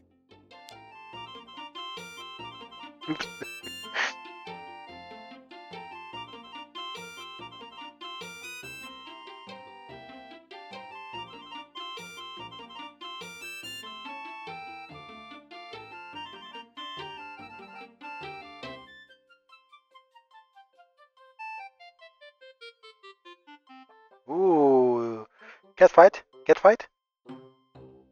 Please. Am I doing the right thing? Then have to be three more on the left, and then to the center, where Steve appears.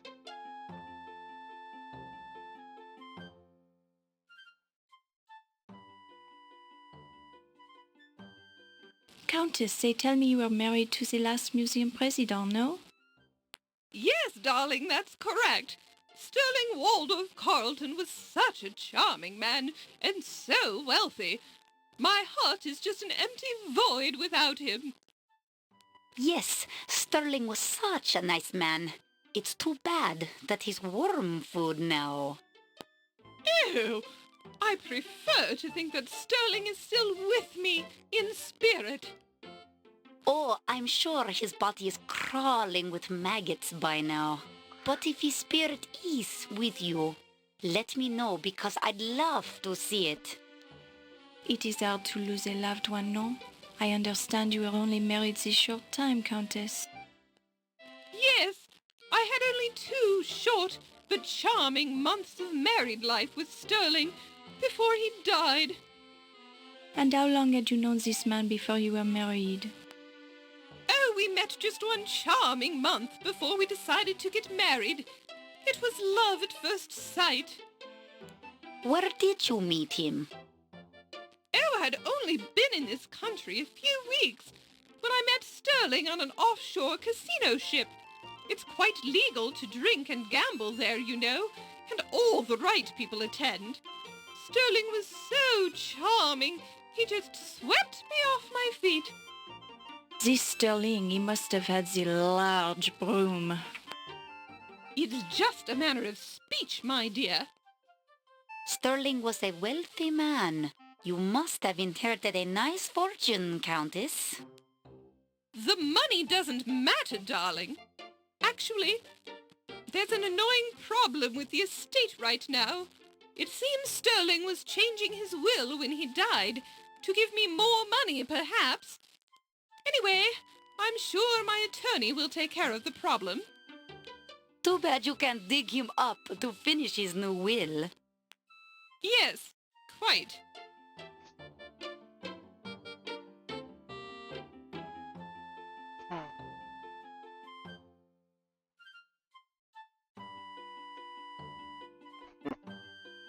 Yeah.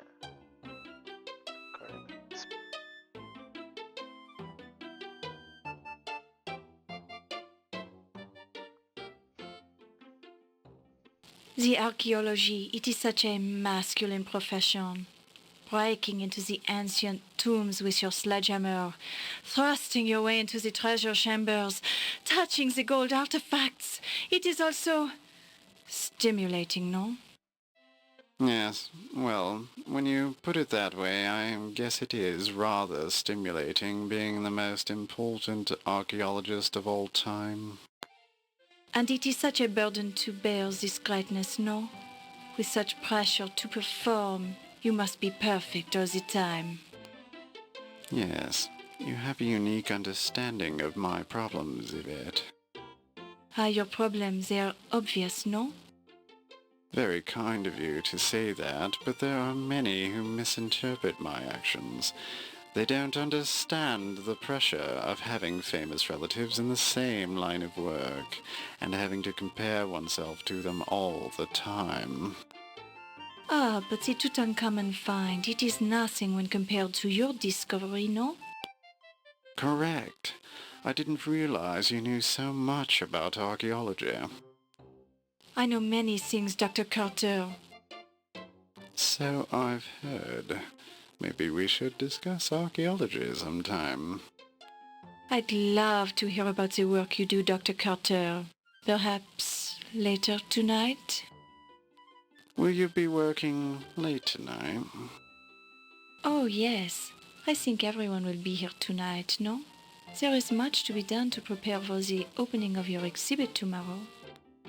I was planning a break for tea around 3 a.m. if you'd like to join me. It sounds wonderful. Ooh, Perhaps you would it's too late. come by my office then? I'd be delighted. It is so gracious of you to take the time to speak with me. Nonsense. Think nothing of it. How will I ever repay you for this courtesy? I know how busy you are, Dr. Carter. I'm sure we'll think of something. And call me Pippin.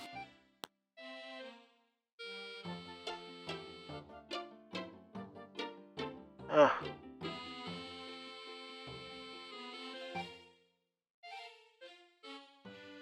I told you to stop bothering me, you camel driver. Dr. Carter, I will stop bothering you when the dagger is safely back in Cairo. I don't know if you've noticed, but the bloody dagger has been stolen from the bloody museum, you great twit. I see no reason to exchange epithets with you, Dr. Carter. I am aware of the burglary.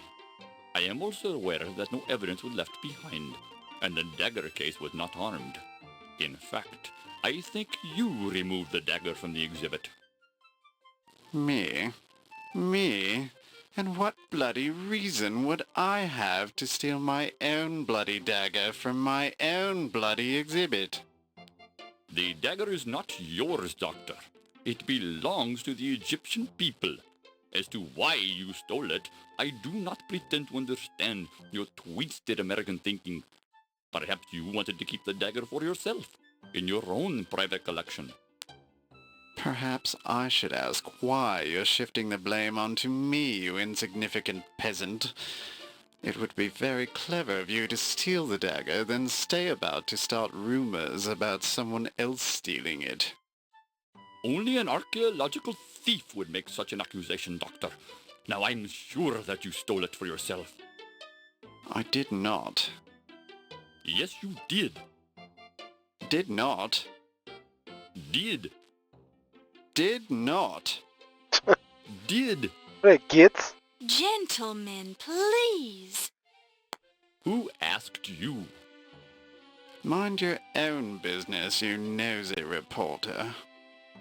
But I have more important things to do. Yeah. Our discussion is far from over, Dr. Carter. That's what you think, you malodorous buffoon.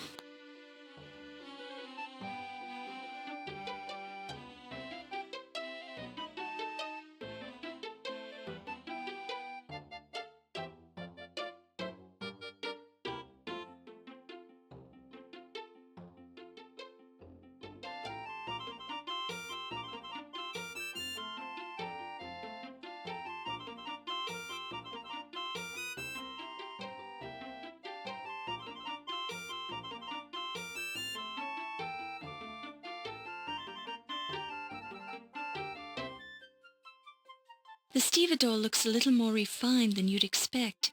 He's also rather attractive.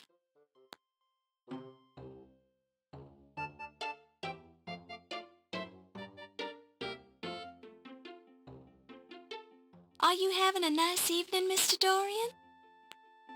Well, it's much, much better with you nearby.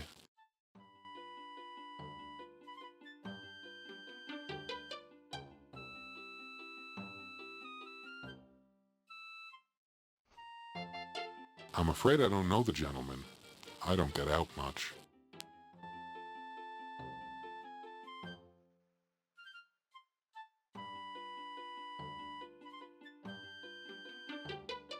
That particular gentleman is a little too full of himself for my liking. I suppose he has reason to be, though, being a famous archaeologist and all.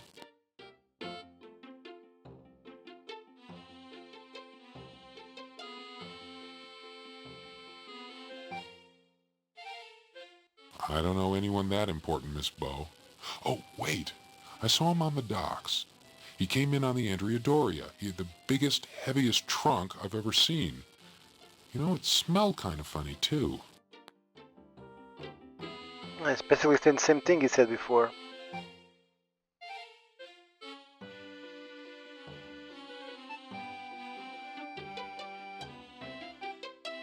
Oh, he's a decent fellow, I think, but sometimes I wonder if he drinks a little.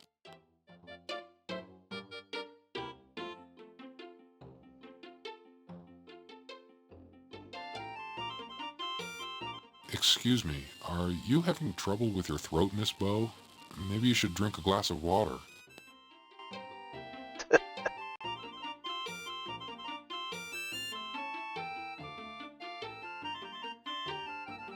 I've never had the pleasure of meeting your father, Miss Bow.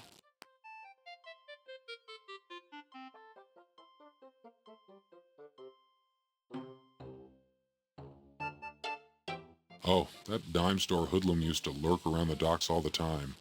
I haven't seen him in a long while.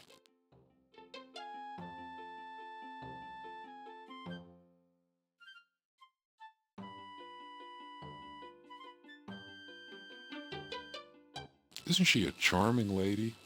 A little eccentric, but I think that's colorful, don't you?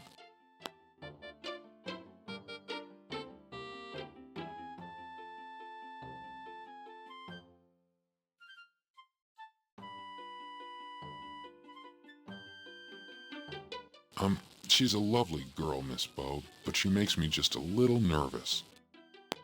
Oh, really? You think she's lovely, do you? Uh-oh. Well, sure. A man would have to be blind not to see that, right? I think she wears a wig. She looks cheap. Her hair looks real to me. How come she makes you nervous? You're big enough to take care of yourself.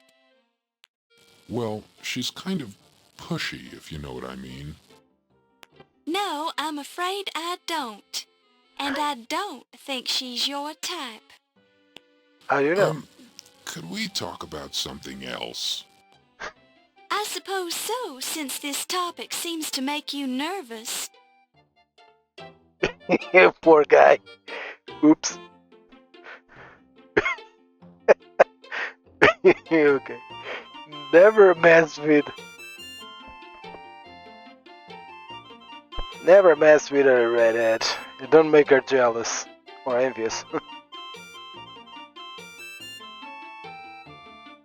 Oh, he's an okay Joe, I guess. He sure takes his job seriously. Okay.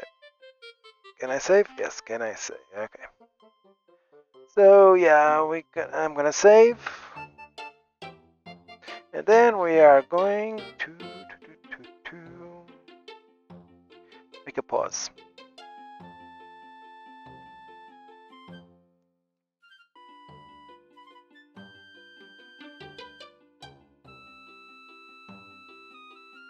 Okay, we just asked him about Wolfheimlich. He's a studious gentleman, isn't he? I wish he'd been there to help me when I was taking trigonometry.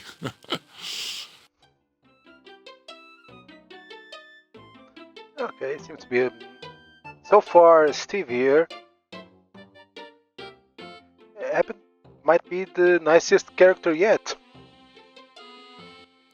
Why, that's me, Miss Bo. Steve Dorian, stevedore student. Remember? Steve Dorian the Stevedore. Okay, that sounds... Yeah, you can see where he got his name. She's some really rich lady. I saw her on the docks one day. She met Mr. Carrington, as a matter of fact.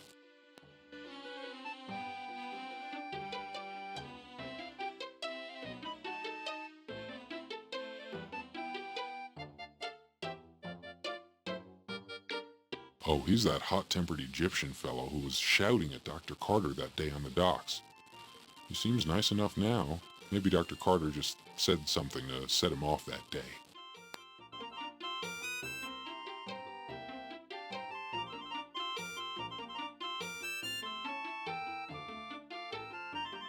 That's a fine paper, Miss Bo. I try to buy a copy for my mother now and then, when I can. She loves to read the advice columns. Okay, the mama's boy.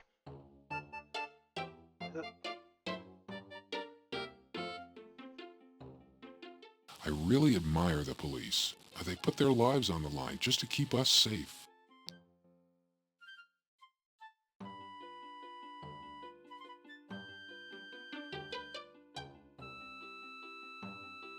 I do my own laundry.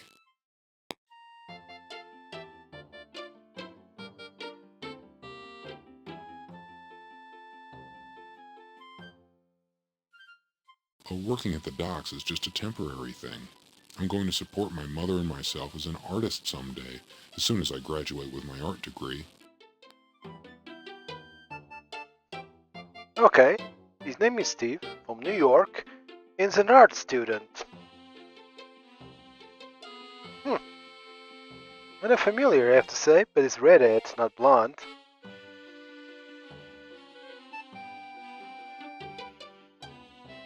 The Dagger is one of my favorite places in the whole world. I've never seen so many wonderful things in one place before.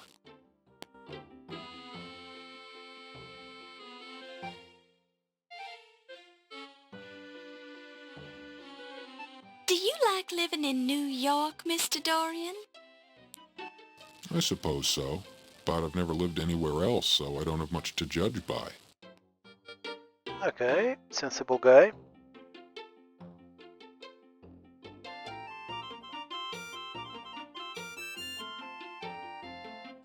I know some folks like to, but I never go to places like that, Miss Bo.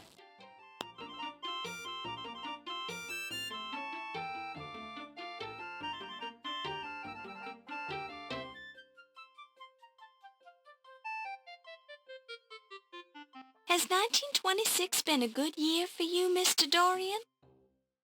Yes, Miss Bow, it has. I'm enjoying my sophomore year of college very much. You're attending college?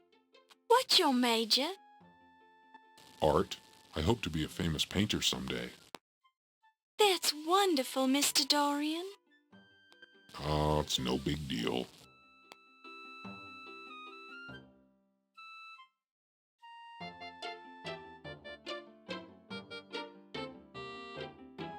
What do you make of the theft of the dagger, Mr. Dorian? I think it's awful, Miss Bow, just awful. Who do you suppose could have done it? I have no idea who could have perpetrated such a terrible thing. I just hope they get what's coming to them, that's all.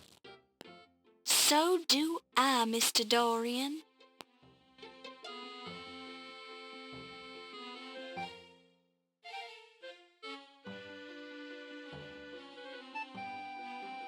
Do you know much about Egyptology, Mr. Dorian? I'm afraid I don't. I wanted to take a class in it this semester, but I couldn't quite manage it. Let's just ask her about Dr. Smith and call it a day. Dr. Smith, he is very concerned about the dagger. He has been trying to get it back from Dr. Carter ever since he arrived. Do you think he could have stolen it? Perhaps it is possible. Then he could have stayed around so we would not be suspecting him, no? I mean, if I had stolen one dagger, already been the first boat back to Egypt. That's me. Let the jealousy begin. You are interested in the great art, no? Then you should come with me this evening. I'll give you the personal tour of the old master's gallery. Well, I guarantee that you will not be wasting your time. You will enjoy it very much. Well, You are studying the art at the université, no? Well, yes, but...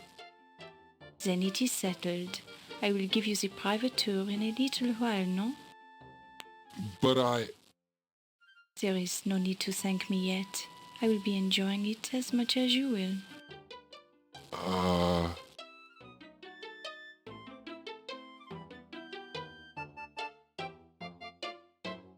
Okay, that's it.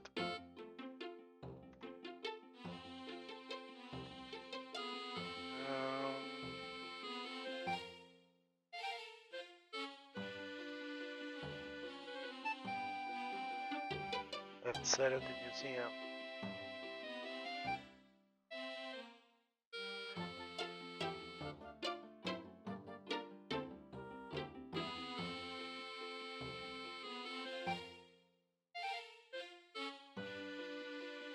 The buffet tables are heaped with food, champagne, and water.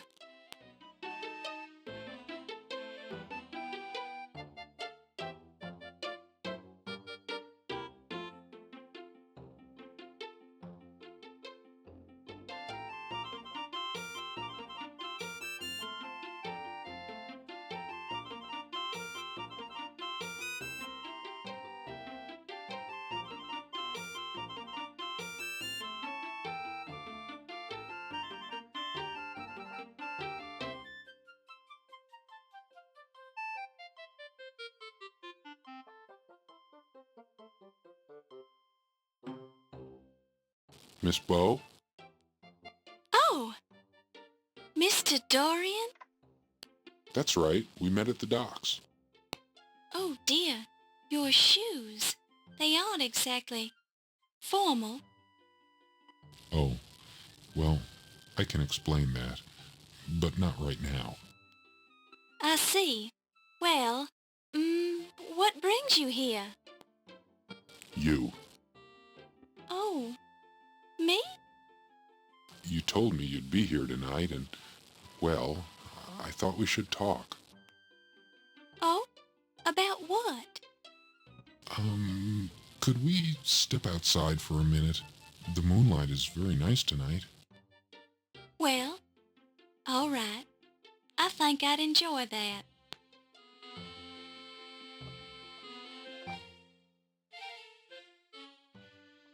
Okay, hope I didn't ruin anything.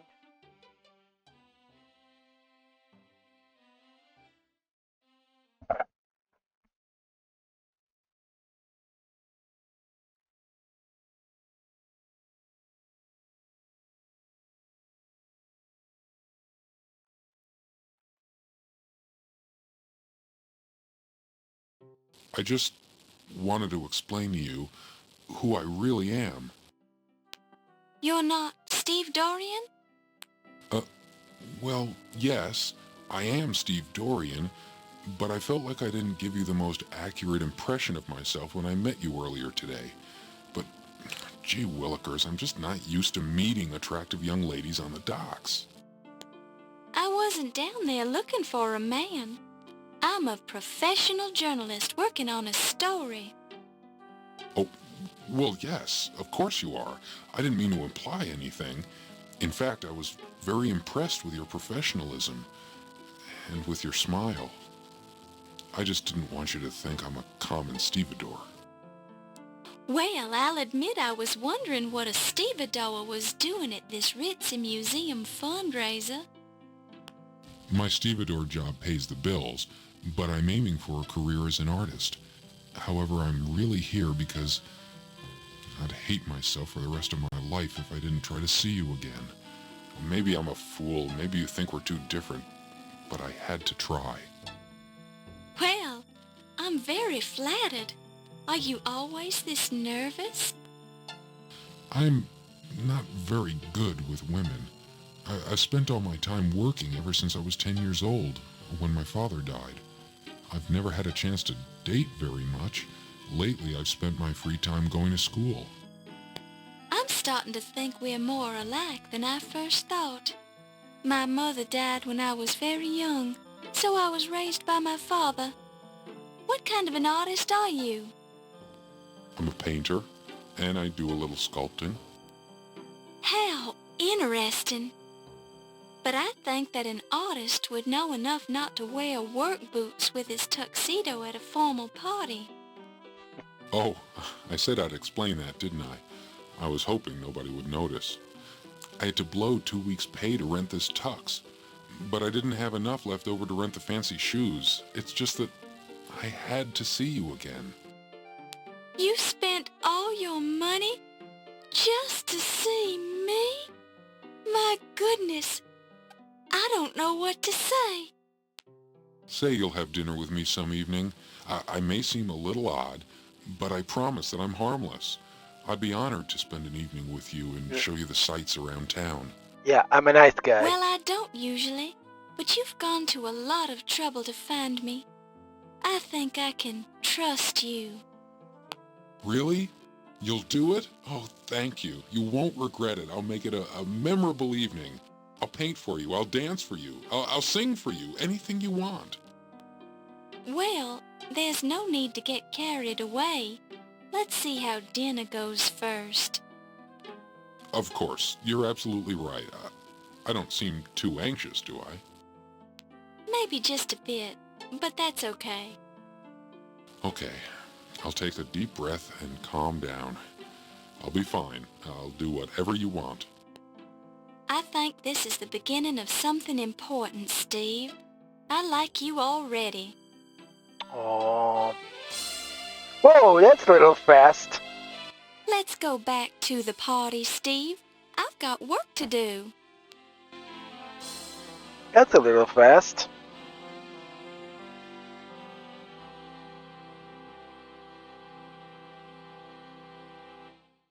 I hope he doesn't move the clock. Or X starts a new act. Nope. Oh, it's just an extra. Good.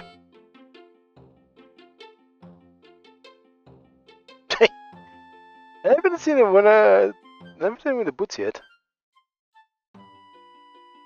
The archway that leads to the rest of the museum.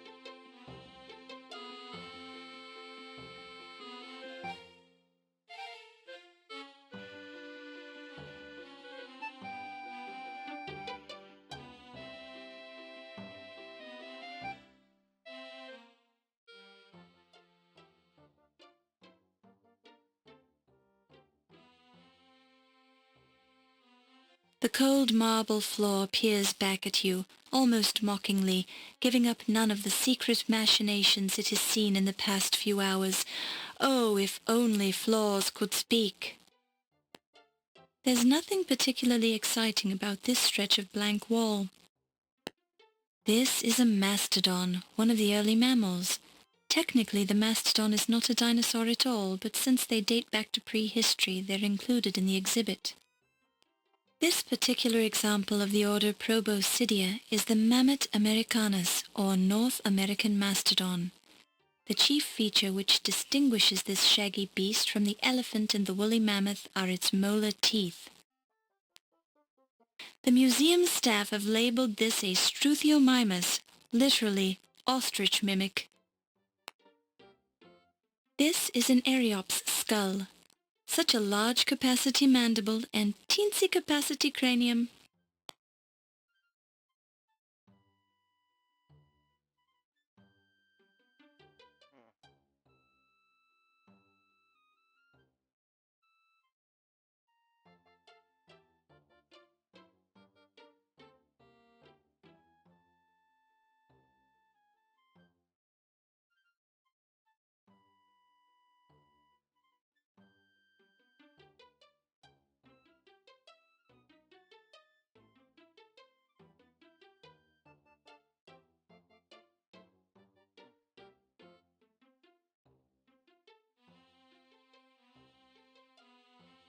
The male and female Triceratops look every inch the proud parents.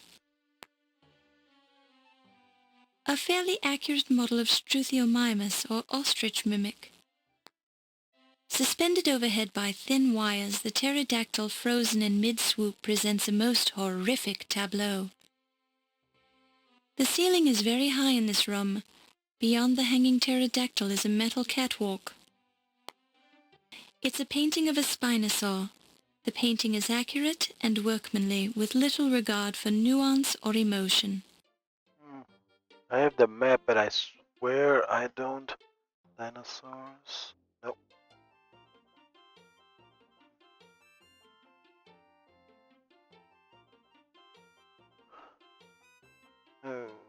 Okay.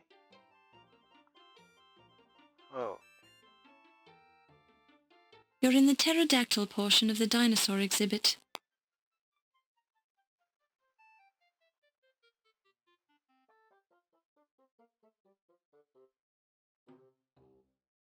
Dino wing. I'm gonna. Okay. Dinos. One thing I always do is try to keep often save a lot of files, different files, just in case. That is the number one rule when playing graphic adventures. The second rule is to take everything that is not nailed down, and if it's nailed down, find a way to unnail it.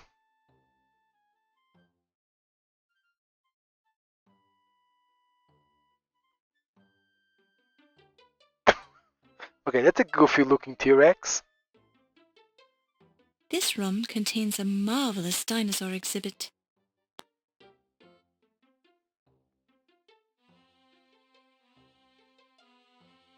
It's a Tyrannosaurus Rex. His name is Rex. Isn't that clever?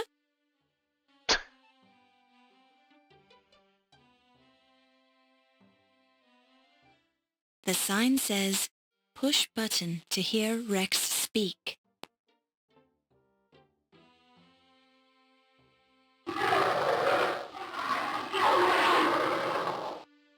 Welcome to the Leyendecker Museum Dinosaur Display. My name is Rex, and I'd like to tell you about myself. I'm a type of dinosaur known as Tyrannosaurus Rex, which means King of the Tyrant Lizards.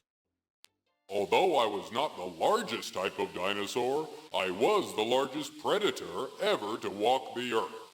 Some of my friends were 40 feet long and weighed 8 tons, with teeth that were 6 inches long. Your modern elephants don't weigh more than 6 tons. I lived between 250 and 65 million years ago, during a period known as the Age of Dinosaurs, also called the Mesozoic era. The first complete skeleton of a Tyrannosaurus rex was found just 24 years ago in Montana in 1902. Although there were many meat-eating dinosaurs, I was considered the best killing machine who ever lived. Speaking of which, I'm feeling a bit hungry. Would you like to volunteer to be my next meal?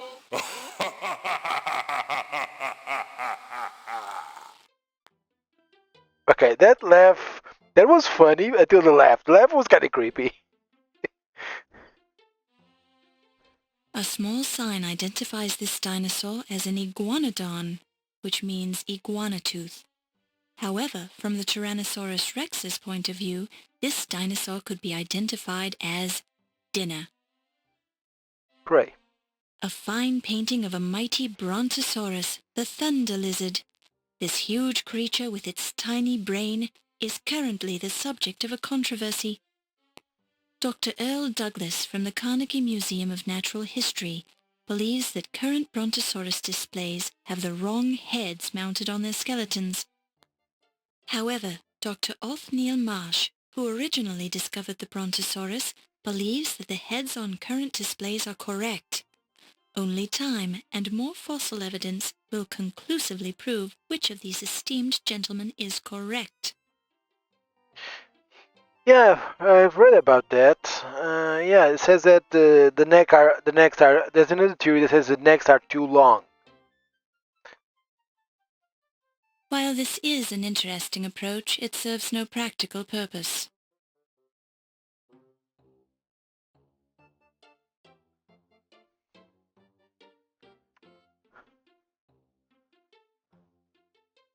A sign on this dinosaur bone display says, "Please touch." Either these bones feel lonely, or the museum wants you to learn more about the bones by coming into close personal contact with them.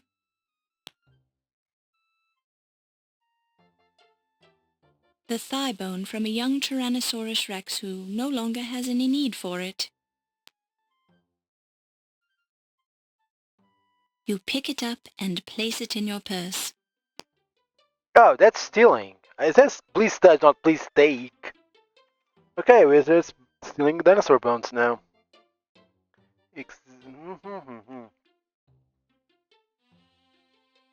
Museum.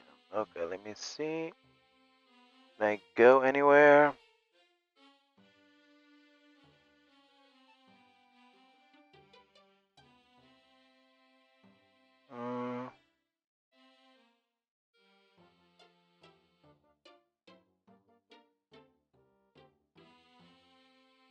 Nope.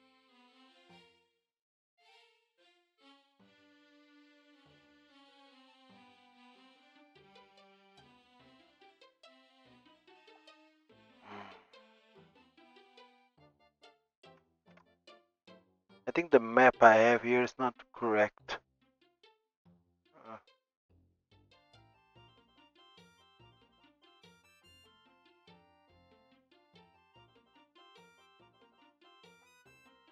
The only exit I see is this way.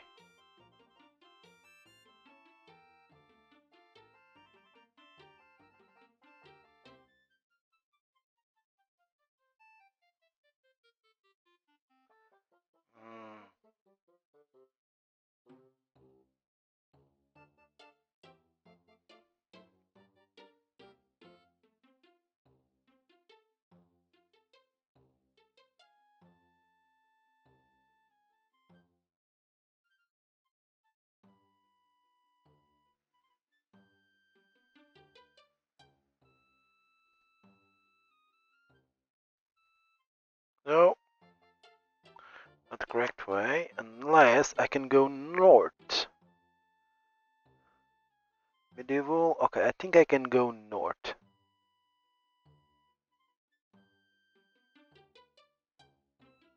The armour of Anne de Montmorency, Constable of France, worn at the Battle of San Quentin on August 10, 1577. Thin and comparatively light, 50 pounds, It was worn by a man of 64 years, which was quite old for that time. This armor is a 3/4 fighting suit. Its illustrious occupant met his death at the siege of Saint-Denis in 1567, at which time the armor came into the possession of the first Earl of Pembroke, who led the English knights into battle. A round periwinkle blue window of a type often called a rose window.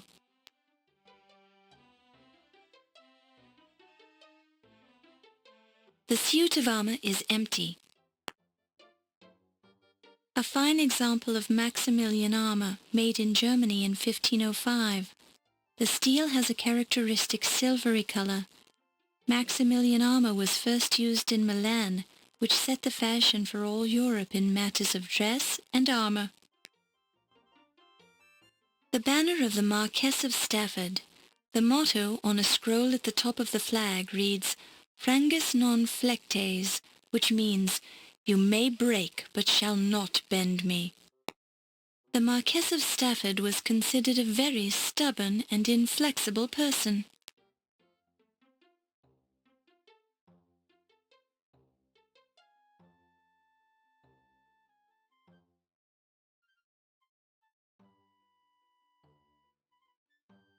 Chelsea's armor circa 1400.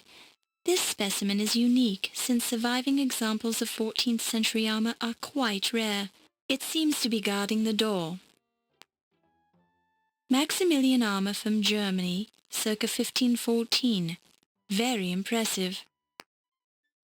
The armor of Anne de Montmorency, Constable of France, worn at the Battle of San Quentin in 1577. At 50 pounds it was comparatively light. This was necessary since its occupant was 64 years old.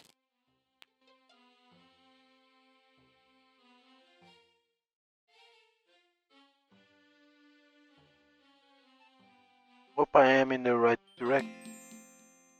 Oh.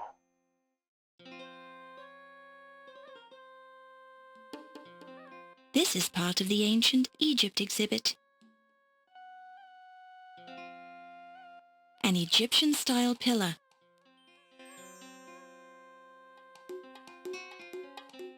The placard says, this is a granite stele depicting Horus and Thoth found in the temple of Amon-Ra.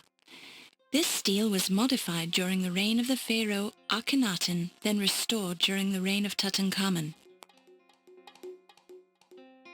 A sepulchral stele found in a tomb of the 6th dynasty. It tells the story of Una, born during the reign of King Tita, who served under Tita's successor Pepi.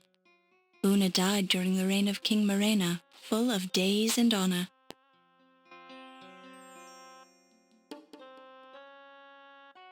A sturdy window that looks out on the city of New York. This is the Uruach T, a winged solar disk with 2 uraei. The goddess Nekhebit on the right and Buto on the left. According to one myth, Horus assumed the form of the solar disk to protect himself from the evil god Set.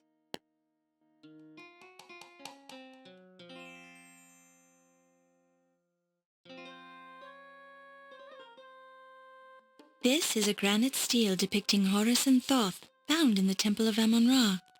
This stele was modified during the reign of the pharaoh Akhenaten, then restored during the reign of Tutankhamun.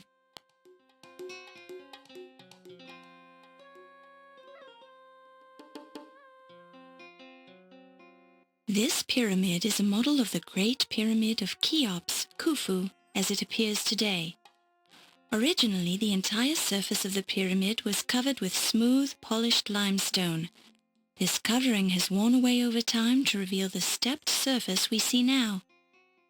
The base of the Great Pyramid covers 13 acres and was built with over 2 million stones to a height of 480 feet. Construction took 30 to 50 years.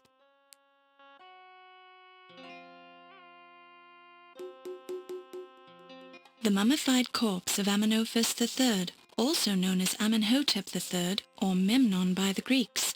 He built large temples to Amon-Ra, both at Karnak and at Luxor. In the 5th year of his reign, Amenophis marched into Nubia to quell a mighty rebellion. He also ruled over the Mesopotamians, since his kingdom was quite large. We also know that Amenophis was a mighty hunter who slew 102 lions during the first 10 years of his reign in his spare time. Now he's dead. Now he's dead. It looks remarkably like a glass case in the shape of a pyramid.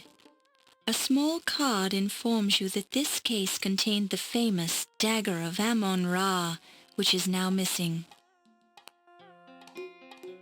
It looks remarkably like a glass case in the shape...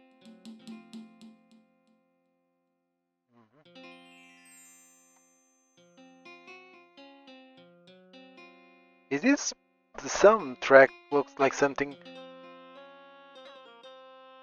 taken from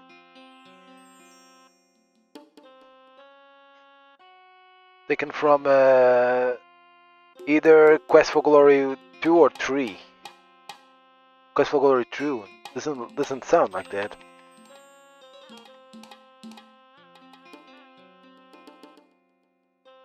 Sounds like a music theme from from Quest for Glory 2.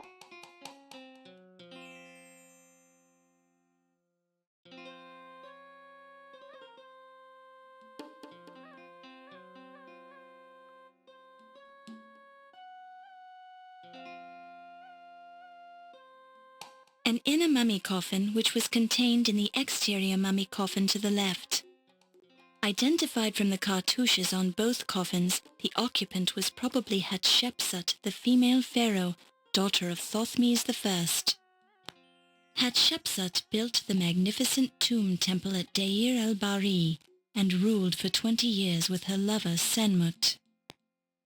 At her death, Hatshepsut's successor tried to erase all memory of her by destroying her statues and obliterating her name from her various monuments.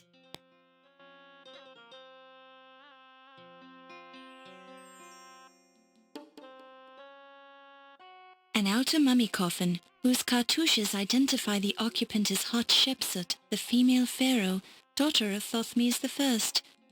The inner coffin is located to the right of this one. A mummy coffin built during the 19th dynasty.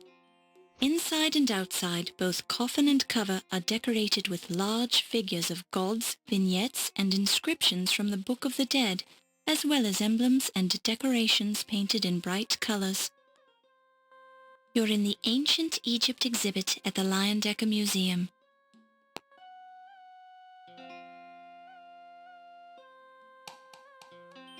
The card identifies the slab of black basalt as the Rosetta Stone.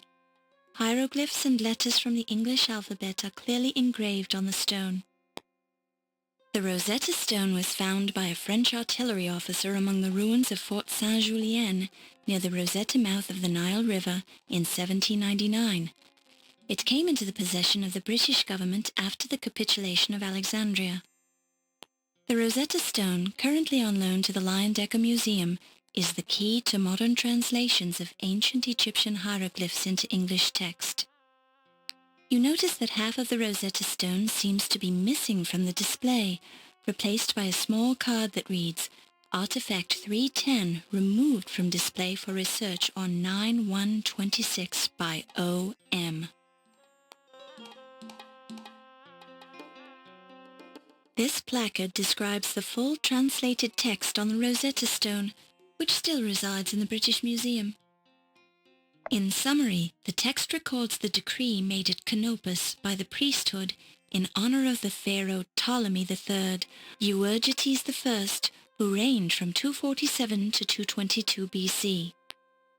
The decree discusses the great benefits which the pharaoh had conferred on Egypt and states what festivals are to be celebrated in his honor, concluding with orders that a copy of the decree in hieroglyphics, Demotic and Greek shall be placed in every large temple in Egypt.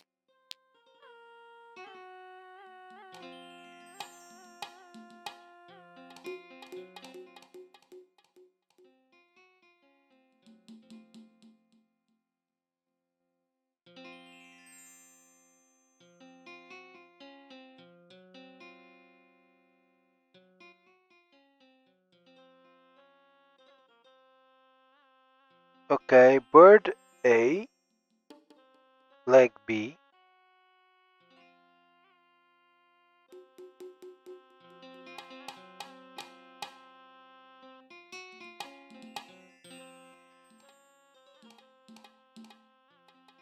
Mhm.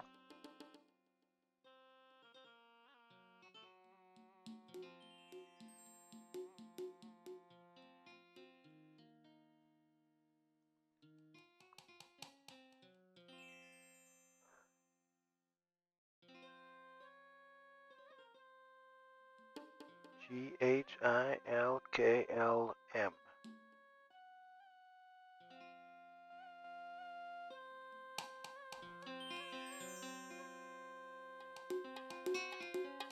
While this is an interesting approach, it serves no practical purpose.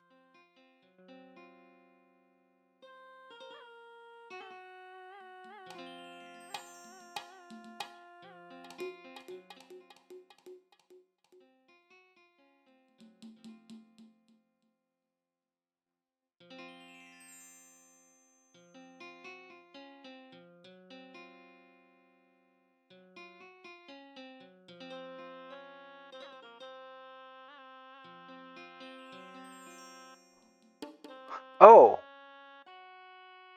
nice.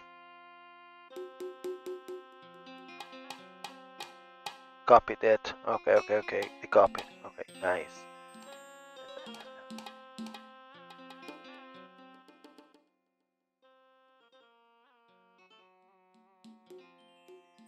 Okay, it's everything. She copied everything. I know.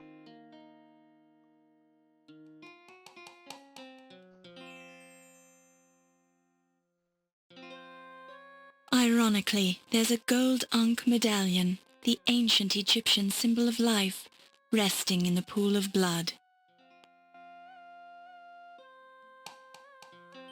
An inner mummy coffin, which was contained in the exterior mummy coffin to the left, had Shepsut built at her death. There's a pool of blood on the floor.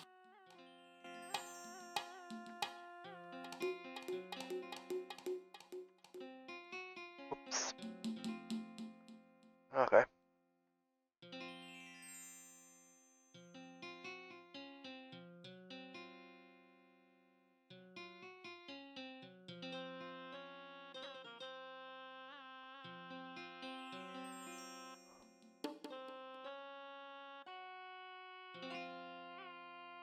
A close look reveals the initials PS inscribed in the back of the bloody Ankh.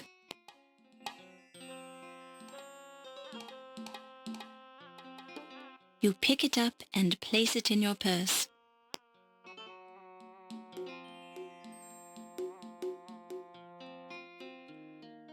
It's definitely blood. Most of it is still liquid, but some of it is already starting to dry. Yes.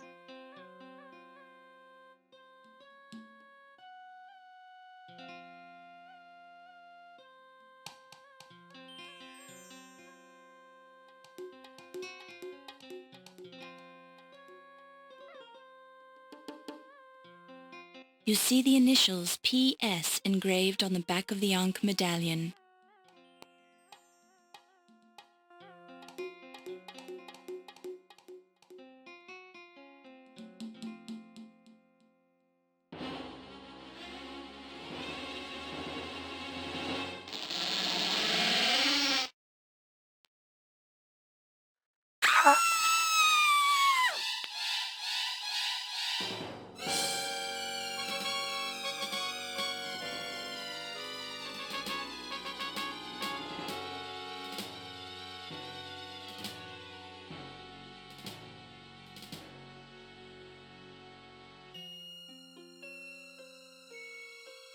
Pippin's nose appears to be undamaged.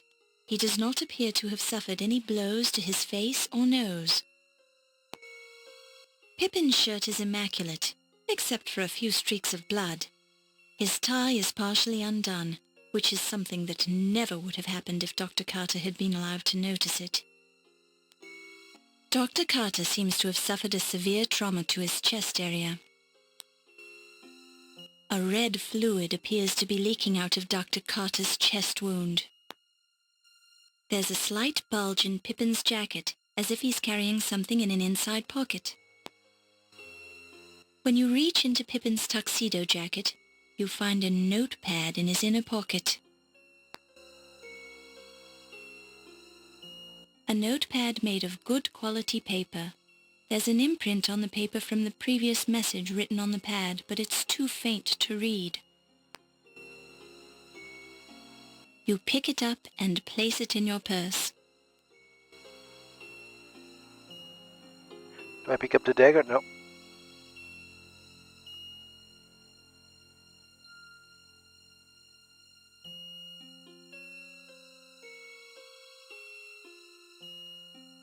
By removing the notepad from Pippin's pocket, you have improved. A red fluid appears to be leaking out of Dr. Carter's chest wound. By removing the notepad from Pippin's shirt is immaculate, except for a few streaks of blood. His tie is partially undone, which is something that never would have. Pippin has a flower in his lapel, but it looks quite innocent. His mouth is gaping wide, showing you some fine dental work. This was a man who took pride in the appearance of his teeth. Perhaps for the first time in his life, Dr. Carter's hair is in disarray. Looks aren't everything. By removing the notepad from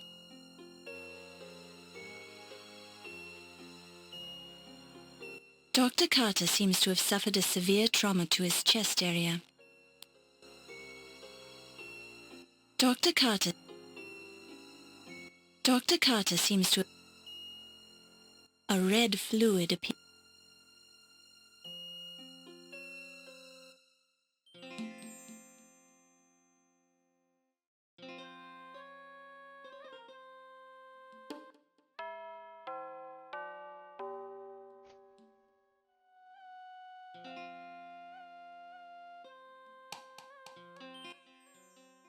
You scream like a banshee, lass. Did you kill the man then? No, I just walked in here and found him. I suppose that would explain your screaming then. Did you see the murderer? No.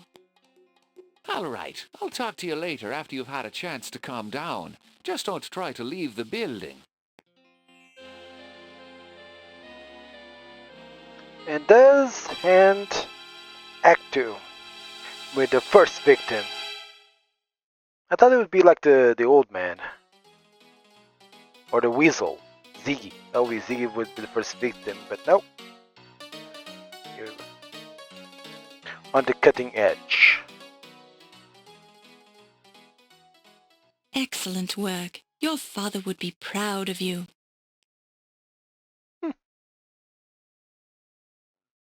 By finding a dead body?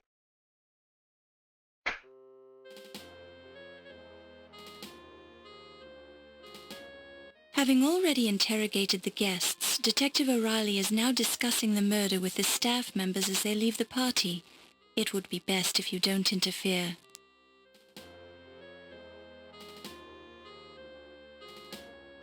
Check something here really fast. Okay.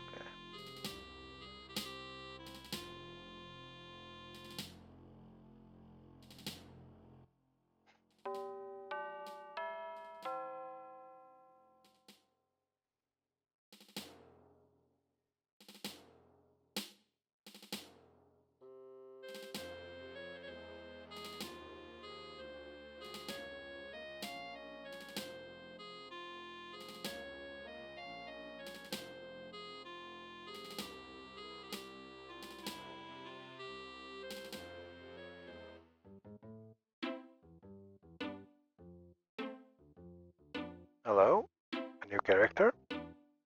Hi, Miss Bow. I'm Ernie Leach. Dr. Carrington told me you could stay a while and talk to the staff. I've got to lock the doors, so just come and find me when you're ready to leave. Dr. C also has a key, but you don't want to bother him about that. Thank you, Mr. Leach. Just be careful where you go. Wolf will get upset if he finds you downstairs. See you later.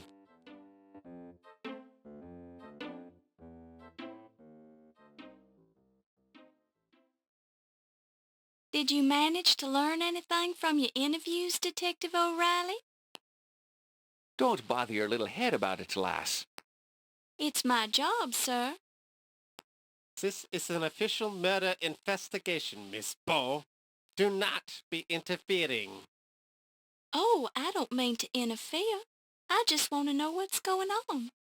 Any leads so far? Dr. Carter died as the result of someone sticking a gift shop dagger in his chest.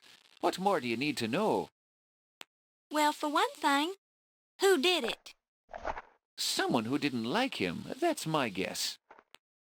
Brilliant deduction. If you think that you can do better. I can try. Oh, wunderbar. Now we've got the amateurs involved. I may not be a detective, but I'm terribly clever. I've solved murders before. Just stay out of me way, lass, and don't Murderer. destroy the evidence. Certainly not.